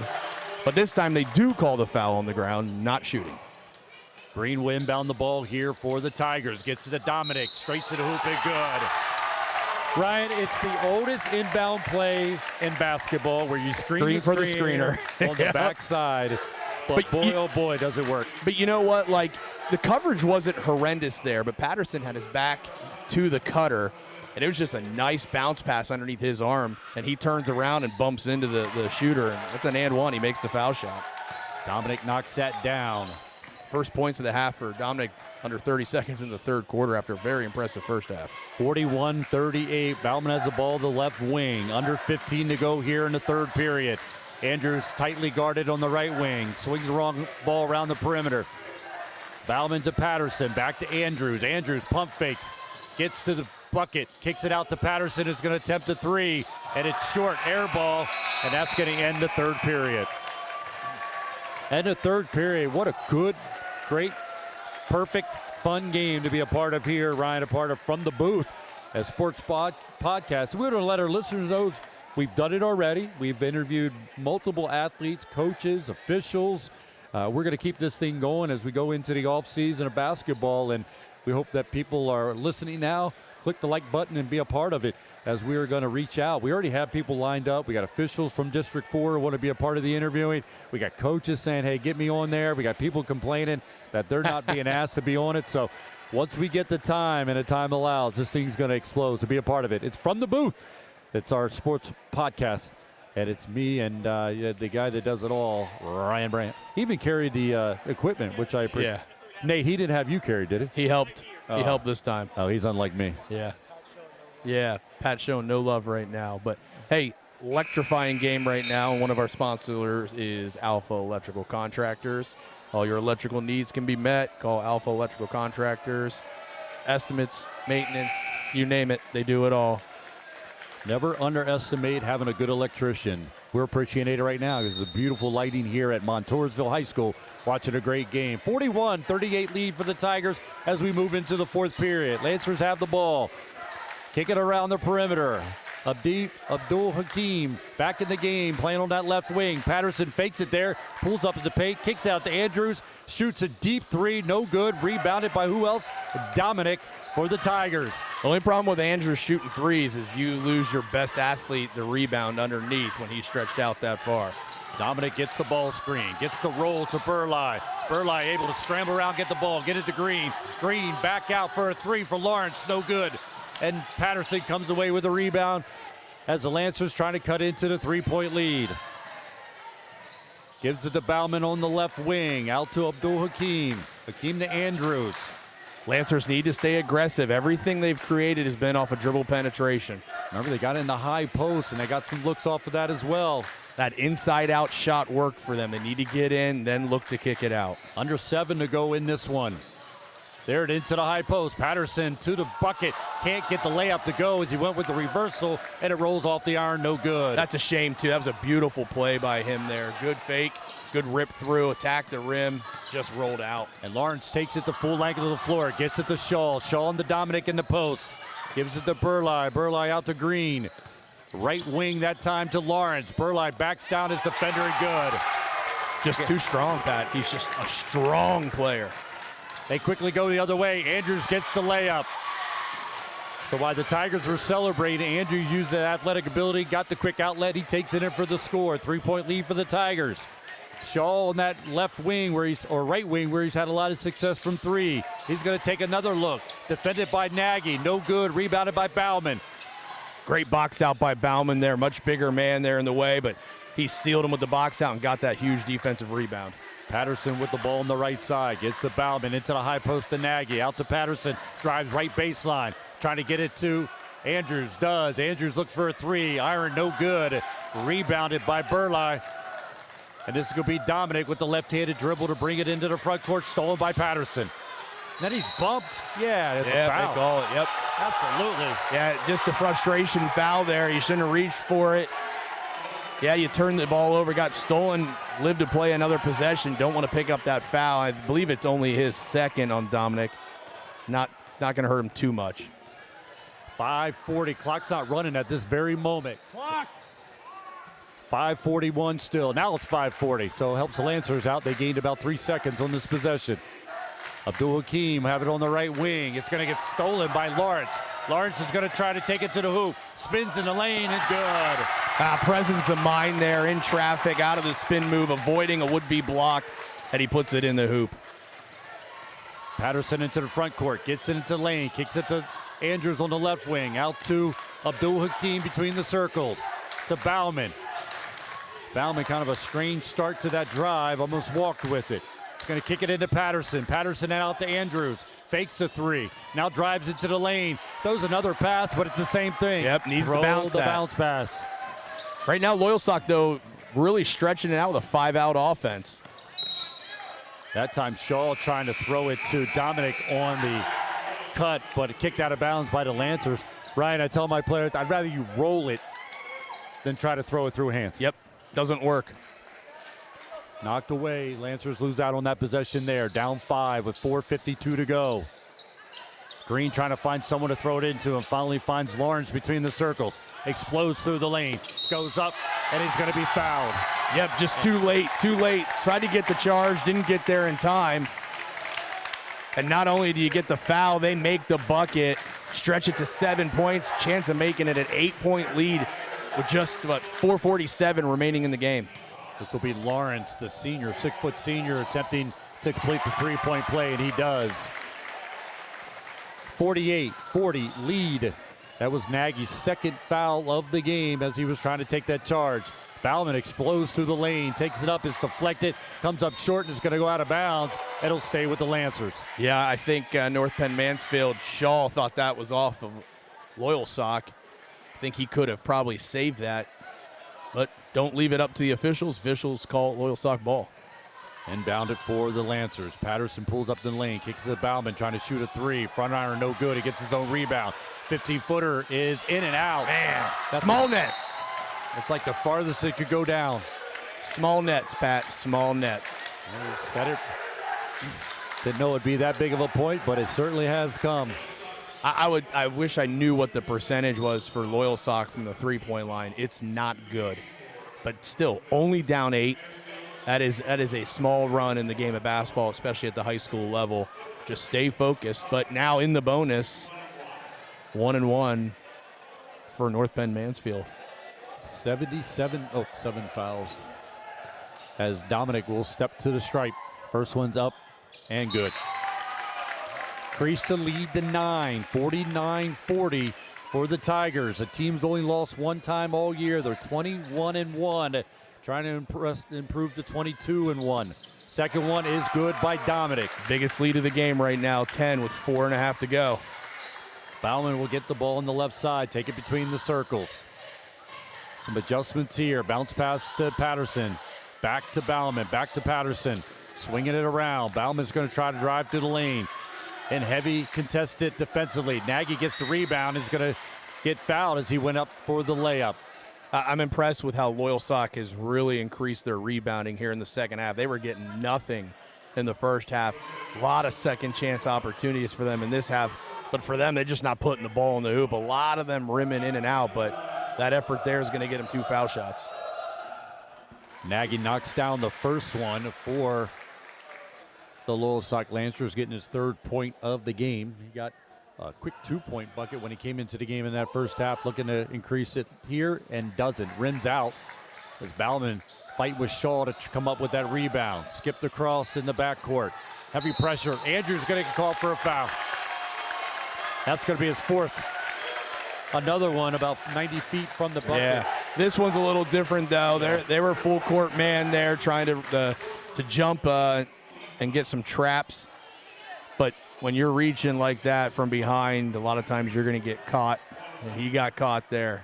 Not a good foul for him. It's different if it's in a trap, but reaching from behind like that, it's a prayer, and you're only putting yourself in position to pick up a foul, and that's exactly what he did. Davis shooting the 1-1. The first one's good for the sophomore. 6'1" sophomore for the Tigers. He'll look to get the second one here. 4:02 to go in this ball game. 51-41 lead for the Tigers. Second one is up and good. As the Tigers will drop back in their extended zone here. Throw it into the high post to Bauman. Bounce pass to G. G with a reverse layup, good. There's your bounce pass, Ryan. Yep, about time. As my wife would say, about damn time. Dominic gets it in the transition, gets it to Shaw, no good. Ball's loose, coming away with Lawrence, but Patterson's going to get it. Throws it to Bauman. Bauman going to go into the lane, off-balance shot. Nagy with the rebound, gets it out to Bauman. Bauman with the one-handed jumper, good. And the ball stuck in the rim, or in the net. Small nets. Now when? Okay. Abdul Hakim will come back into the game as Loyalsock goes with the press. Gets it to Dominic. Dominic back to Davis.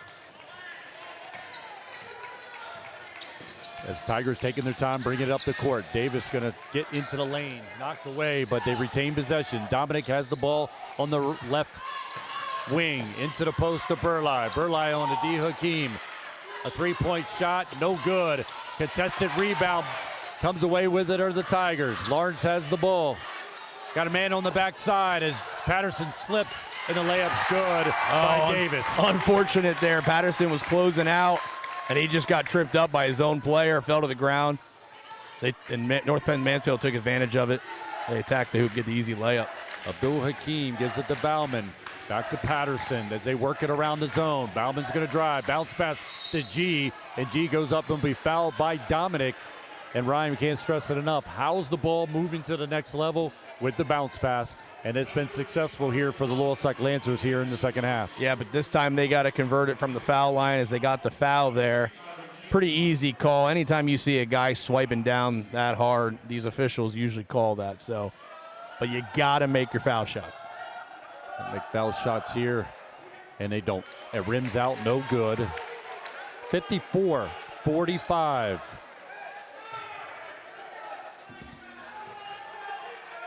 What are we talking about here? You got guys screaming all in here on the far side, yelling something. Second one up and good for G.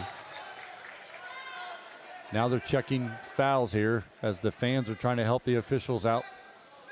And see, the fans usually are correct. Are they real? I think, when I am one.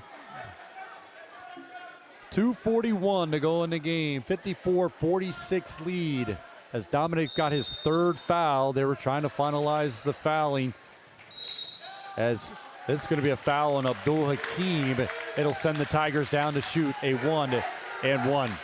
Not the guy you probably want to put the foul line at Dominic. Multiple reasons. One, he's probably a good foul shooter. And 2, it's only going to give him more rhythm. I always say good shooters, when they get to the foul line, to become better shooters because they get 2 free shots to work on their stroke.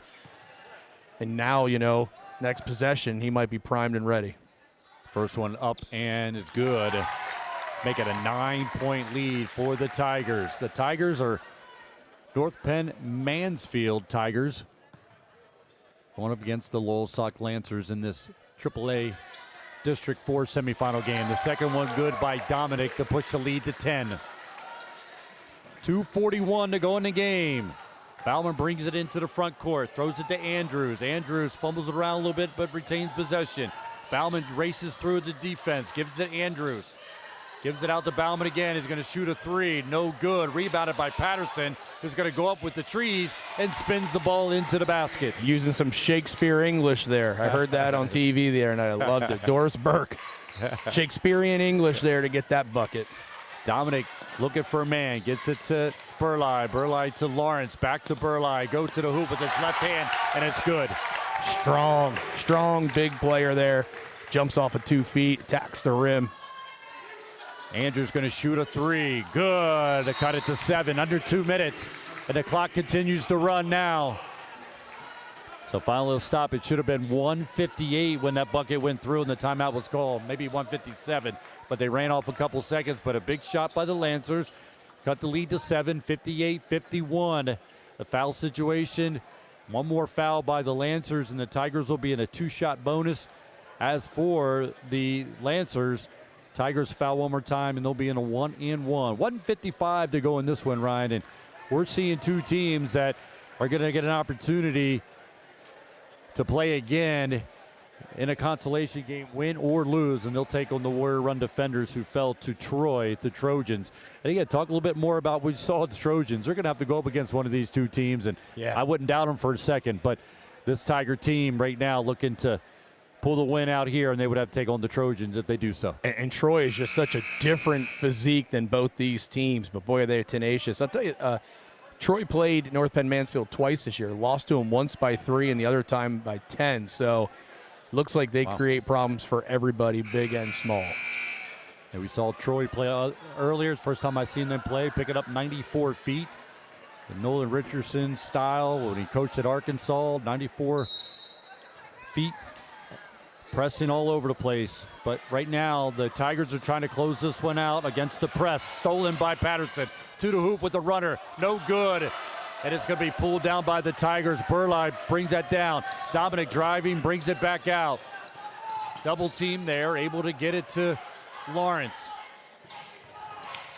Guy wide open underneath the basket is Shaw. Nobody's guarding him because it's a scramble right now for the Lancers. Gives it to Dominic. 1:29 to go in the game. Stolen by Abdul Hakim. Gives it to Patterson. Patterson to the bucket. Good. So at what point do you have to foul? 5-point game, 119. At what time, this is a tough call. Coach, I've been here. I think to myself, do I want to foul now? Do I want to continue to try and get that 5-second call? If you do try and get that 5-second call, you got to go man-to-man, uptight, denial. You cannot allow the rotation pass. You got to work. But at the same time, that's going to make the post game really open. You can plant one of those big men underneath, and he's going to be one-on-one if you're stretched out like that. Not a good situation for Loyalsock to be in because of Mansfield's size, but they're going to have to do something. But the question is, at what point do you have to start fouling, Pat? Well, and the big 2 points to that. One is you can foul right now anybody you want. When they catch it, you can foul someone that you think you want to foul. As you get later in the game, now it becomes a situation you just got to foul whoever catches it. So if you go now, you don't have to foul Dominic. You can maybe foul Burleigh, who you think maybe is a lower percentage. So we'll see how they manage this going forward as they continue with the press, do the Lancers. And then they're going to get a foul there. So he must be the guy. He must be the guy. I was going to say, I'm looking out there, and I'm like, which guy here has not shot well? He's a sophomore, Alex Davis. So you try to work on maybe the inexperience.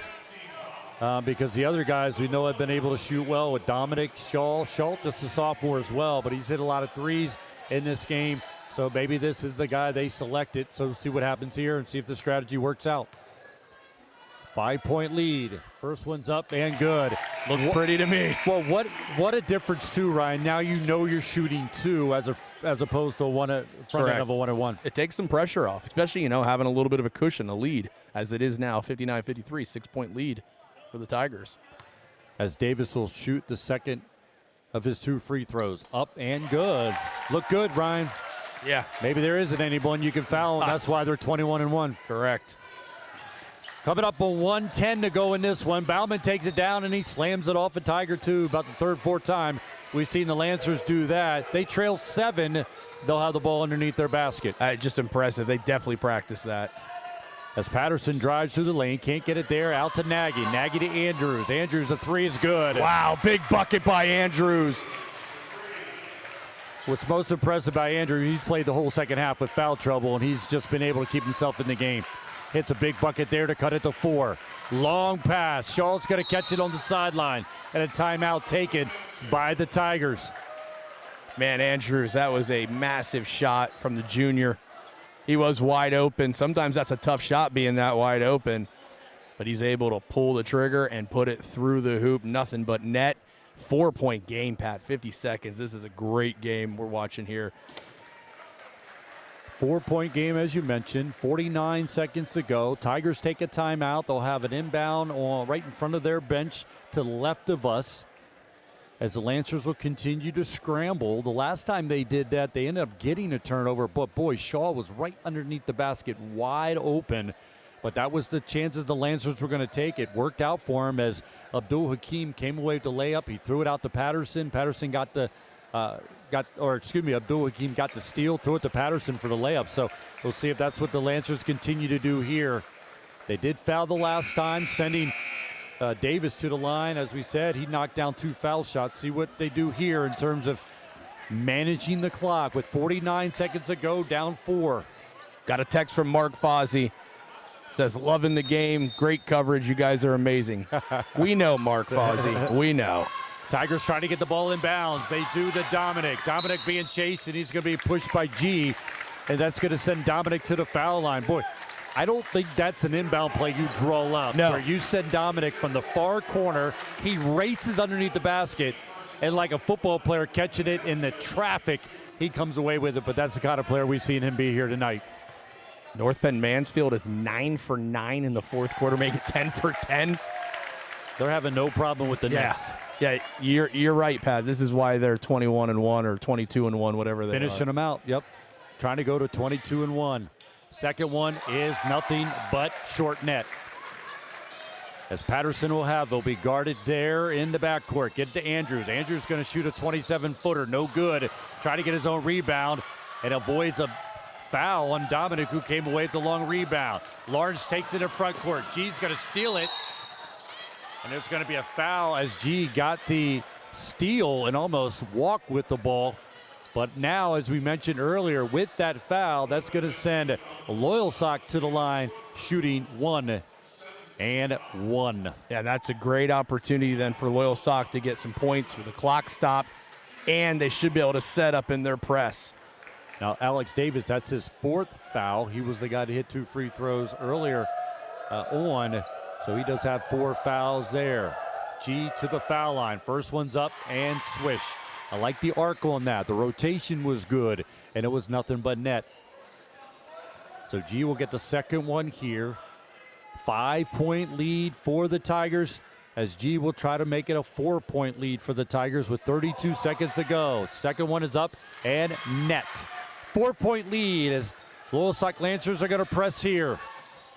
Ball gets into Lawrence. Lawrence could be fouled immediately by Patterson. So Lawrence will take the long walk down to the foul line. I love the fans saying you can't do that. No, actually they can do that. Yeah, they did and they meant to do that. Yeah. They're sending them to the foul line. Hey, at our Milton game up in Athens, their student section said you can't do that to their own teammate. Their own player, an Athens player committed a foul in the Athens student section saying you can't do that. That confused me a little bit. And I agreed. You shouldn't do that, but we'll take it.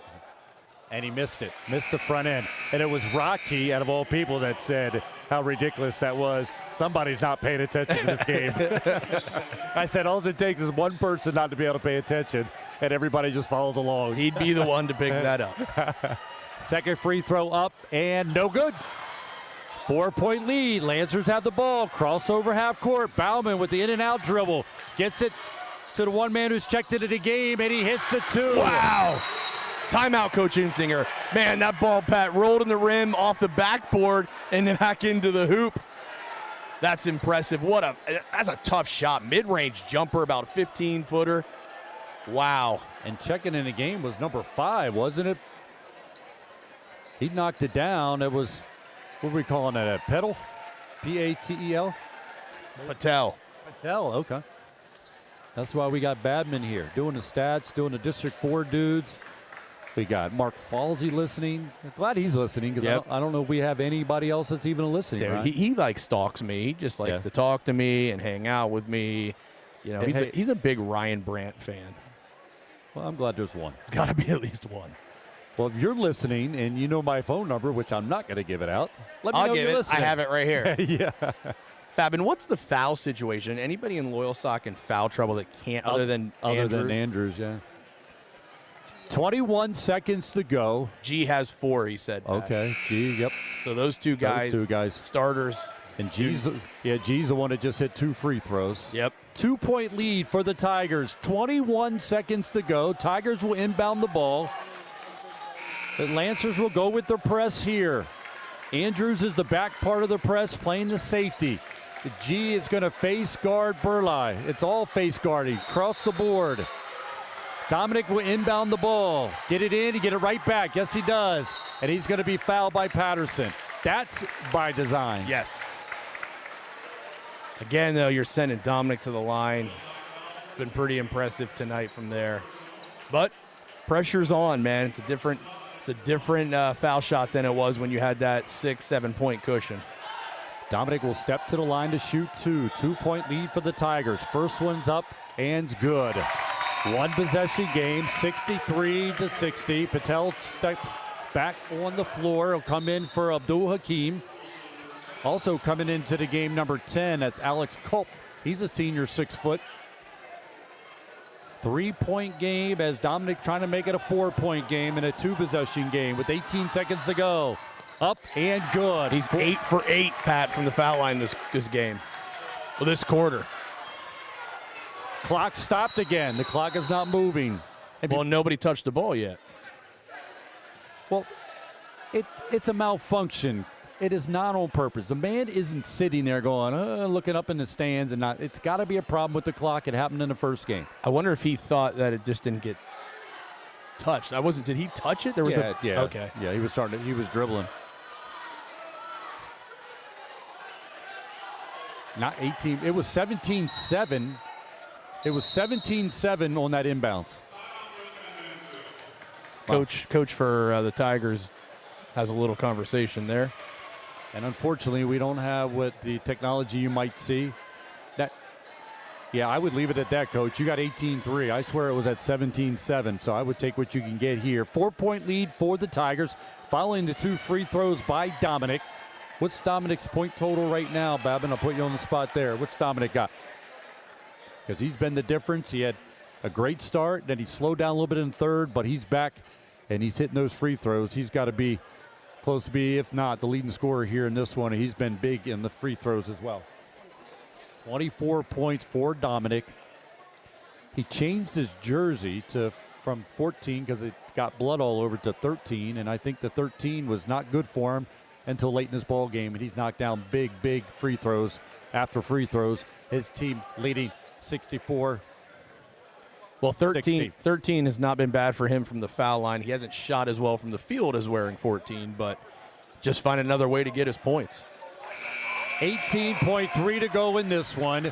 This is the District 4 3A semifinal game here from Montoursville High School, as the Tigers are going to show some pressure. Get it to Patterson. Patterson to Bauman. Bauman takes it straight to the hoop, right on Dominic. Goes up, layup good. Cut it to 2. 11 seconds to go. Clock continues to run.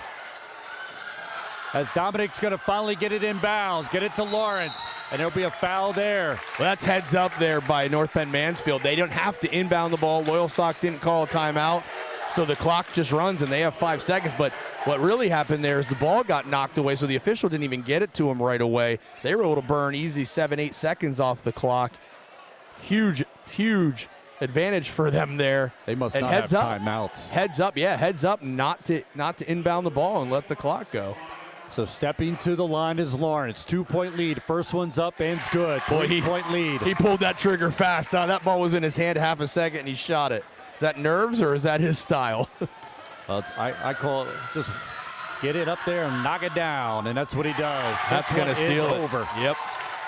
Bauman is going to throw it full length of the floor. It's not going to go, and the Tigers will improve to 22-1 and get the win here as they'll take on the Troy Trojans in the District 4 3A championship game. A time and place to be determined, but what a good one here as the Lancers gave the Tigers everything they could handle. Just come up short, 66-62. That was a great game, man. We just saw a little bit of everything post-game, 3-point game, zone, pressure man, full court traps. I mean, that just had a little bit of everything in it. If you're a basketball fan, this was a heck of a game for you to watch or listen to. And, you know, hey, Loyalsock is a very good team, and obviously so is North Penn Mansfield, and these two teams just went at it. Impressive. It was a 12-point game there with, 3.5 minutes to go. Loyalsock had it down to 2 at one point, so crazy comeback for Loyalsock, and, man, they just made it an exciting game to cover. Well, as we said, Loyalsock will play in a consolation game. They'll take on the Warrior Run Defenders who fell to Troy earlier. But, Ryan, when you look down the roster, and if this is accurate as it could possibly be, I see 2 seniors on the Loyalsock Lancers roster here and 2 guys that I did not see play here tonight. So that says a lot about what the Lancers have coming back and just the maturity they have even in their underclassmen, the battle. Because, as you said, the Tigers had multiple opportunities to maybe pull away, but it was the Lancers press and the Lancers staying with it, and they were able to cut it and only end up losing by 4 points here in this great ball game here from Montoursville High School. Yeah, and like you said, only 2 seniors on that roster. 11 juniors, though. What a massive class that they have there in 11 juniors, especially for, you know, a school that is known for trying to find like 5 guys to really get primed in their junior high program and up at varsity. Coach Insinger does not normally keep a very large roster. But man, 11 juniors on this one here. That's impressive. Must be a very strong class overall. And you saw tonight, they were able to play with a very good North Penn Mansfield team and battle right to the end. So Loyalsock will fall to 14-10, while North Penn Mansfield improves to 22-1. Even when you look at Mansfield roster, I see 2 seniors. Now, granted, it's Lawrence who did majority of the ball handling, and Green, that was the #1 sub coming off the bench. But other than that, you go down the list, there's a lot of sophomores and freshmen on that roster as well. So not only did we see a good game between these 2 teams, but as you said in the first game between Troy and Warrior Run, these are teams that you would expect would have high hopes of being right back here again next year. But again, it's North Penn Mansfield getting the win here, 66-62. They'll take on Troy, the Trojans, who got the win over Warrior Run. Ryan, your quick thoughts about that matchup between those 2 teams? Wow. I mean, it says a lot for the Northern Tier. I mean, that they're playing some good basketball up there, and it's hard to gauge when you don't, like I said this earlier, us local teams don't play a lot of Northern Tier teams, so it's hard to compare opponents. And you're going to have a Northern Tier final, and you're going to have, you know, our local Susquehanna Valley final matchup. And these teams, Troy has already played North Penn Mansfield twice this year, so beat Troy twice, and, you know, it's hard to beat a team 3 times, and that'll be an interesting final. And then, you know, you're going to have Loyalsock versus Warrior Run. I'm not sure. Babin, do you know Loyalsock play Warrior Run this year? Twice. Yep, twice. So familiar with each other. Yeah, I mean, there's definitely a lot of familiarity. There won't need too much film, I wouldn't imagine, going into these games. And Northern Tier is going to win AAA. They're going to win AAA district, and we did see Athens get knocked out of Quad A today by Danville. They can at best become 3rd place and move on to states, but Northern Tier showing that they're for real up there. They play some good physical basketball. They're very well-coached teams. That's one thing I do notice when I see them play. Fundamentally strong. They execute well. And so Danville will take on Lewisburg, who got the big win in overtime, a buzzer beater to beat Shamokin. So, boy, this is a fun time of year. Glad we can come out here and cover this. And what a crowd. Nice crowd. Oh, yeah. You know, just a nice fan base as well on both sides. Very respectful. Didn't see anything that would have you concerned. So just a great atmosphere to be a part of. Appreciate Montoursville for hosting and allowing Melissa, the AD here, allowing us to come do this. So we appreciate that. Is it time to run down some stats there? Babin got it there. He's working on it. You got your microphone, baby. You got that? You ready, stat man? By the way, I got to give a quick shout out to Cam Michaels for hitting the game winner for Lewisburg. Cam's my dude. Is that who did it? Yeah, and I guess it was overtime, right? Oh, Babin's not quite done with the stats, so we got to keep going. Yeah, I guess in overtime, Cam Michaels hit the buzzer beater to win the game. What a senior season he's had. Oh, he's a stud. I was very fortunate. I coached him for many years in AAU. We went to nationals, had a really nice squad, and just Cam's just a special athlete. And he does it in every sport, football, basketball, and track. But, boy, he had a massive player of the year in his PHAC. Just a huge season. And a kid that's just developed his game. You know, when he was younger, he didn't shoot very much. He wasn't a confident shooter. Now he's a guy knocking down game winners to go to the district championship game. So I couldn't be happier to hear that it was him that hit the shot. And that family, that Michaels family, I can't say enough about them. They are great people, grandfather, grandmother. Oh, man, they've been big supporters of everything that I've ever done, and I just really appreciate that family, and I'm so happy for Cam. He deserves it. You mentioned Mark Falsey listening. We're glad that he was listening, and what a career his daughter had, Paige, at Chickalimi. She went through like 7 seniors graduated last year. She comes back. Her and Kasi Ronk were the 2 seniors. Saw them play twice against my daughter Murphy at Selinsgrove. And, you know, Paige, and what made me just think of that is you talk about Cam and how his game evolved. Paige, the same way. Her game evolved through and became such a great contributor in the program at Chickalimi. So congrats on a great career, great season. They came up on the short end against a very good undefeated Hollidaysburg team. We saw that team up close and personal against Selinsgrove. So, again, shout out to Mark Falsey, but also Paige. What a great career she had at Chickalimi. Congrats. Yeah, her and Cam, both superior athletes. They're just motors, athletic, speed, and tenacious. And I got to see a lot of Paige's games this year. She's a heck of a player, and she's my niece, really. I mean, Mark and I are very close, and then the families are close. So I really enjoyed watching her play, and now on to track for her. So she continues that, but she's a heck of a soccer player too, Pat, and I think you've got to see her play that as well. Yeah, she's going to IUP to play soccer, so congrats on her doing it at the next level as well. Well, her grandfather, Glenn, is a legend. If you know Glenn Fozzie, you know about the man, the myth, the legend. Once punched a hole through a cow just to see the other side, Glenn Fozzie. Hi, Glenn. I think we said that about Marlon Van Horn, too. Yeah, I mean, I think they come from the same breed. Yeah, they definitely do. All right, Babin is itching here. He wants to give us the totals here because what a great game we had again. It's the Tigers of Mansfield beating the Loyalsock Lancers 66-62. That's why it took Babin so much time because it's a high-scoring game. Take it away, Nate Babin. All right, let's talk about some team stats first. First of all, in the fourth quarter when Loyalsock started applying pressure, getting a lot of turnovers, and going on their run, when North Penn Mansfield got fouled, they were 14 for 16 from the free throw line in the fourth quarter, which in a 4-point game, you know, even if you go 12 for 16 or 10 for 16, that's a whole different ball game. So they really iced that game when they needed to. They had 3 guys with significant rebounds. The Burley kid, 9. Cooper Shaw was 7, and Dominic with 7. Dominic finished with 23 and 7. Cooper Shaw finished with 11. He hit those 3 huge threes from the same spot in the right wing in the third quarter. And then they had 3 guys with 9, 7, and 7, which is huge in a game like that. Loyalsock, the big stat that stands out for me team-wise, they had 22 steals. So you'd like to think as a coach, if you get 22 steals in a game, you're probably going home with a victory. So that's tough. Even on a cold shooting night, Andrew still hit 5 threes, finished with 25 points, 6 steals, 4 rebounds, and then Gage Patterson, point guard leader, senior leader, had 13, and he had 10 rebounds, double-double from your point guard. But other than that, they didn't get enough from other guys. Nobody above 6 after that. And Loyalsock Lancers, as we said, come up short, 66-62. In a game, again, it looked like that Tigers were going to pull away, but the Lancers applied that press, used their athletic ability, came away with some turnovers, and it just not enough. And the Tigers improved to 22-1. I'm impressed with what the Mansfield Tigers can do, and they're going to give Troy a hard time. And right now, if I had to throw it out there, I would take the Tigers to beat the Troy Trojans. But I wouldn't doubt the Trojans come out and give them everything they got. Well, it's funny you bring that up, Pat, because I'm just thinking about that too. What a weird matchup. Like just a small Troy team that is just flies around and just applies pressure the whole time.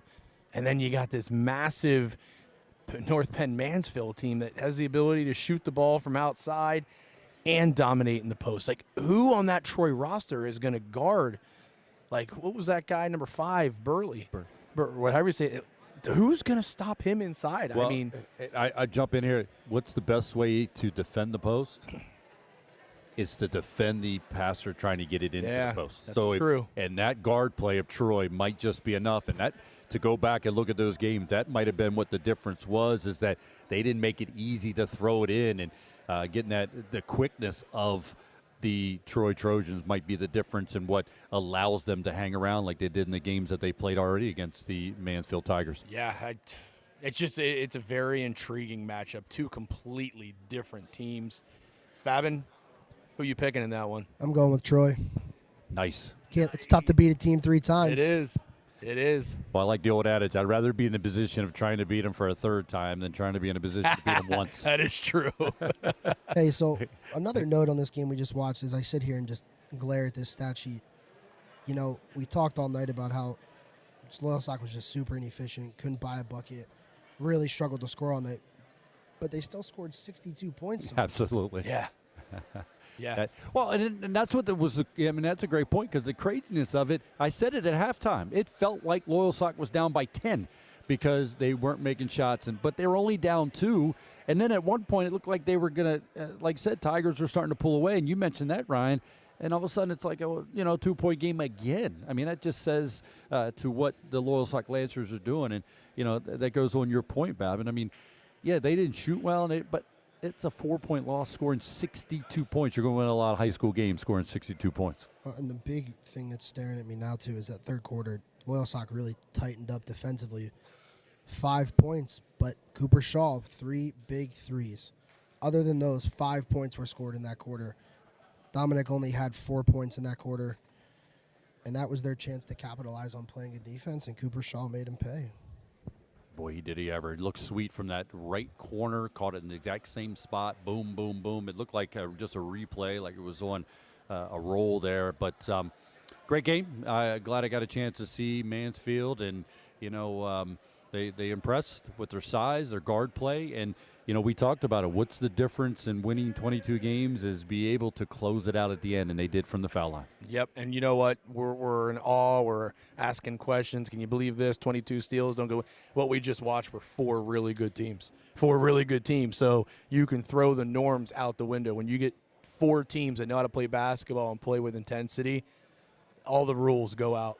That's all there is to it. So just lucky to see this style of basketball. It's very entertaining and fun to watch. Well, and they get to practice some more and get better and better. And as we talked about, majority of the players on all 4 teams are underclassmen and getting more time in the gym and getting better, and they get to play one more time at least for all 4 of them. So that's good stuff. So that's how you build programs. Build it up and know that the bar is set very high for your program year in and year out. So we wrapping it up there from the Montoursville High School. This is From the Booth.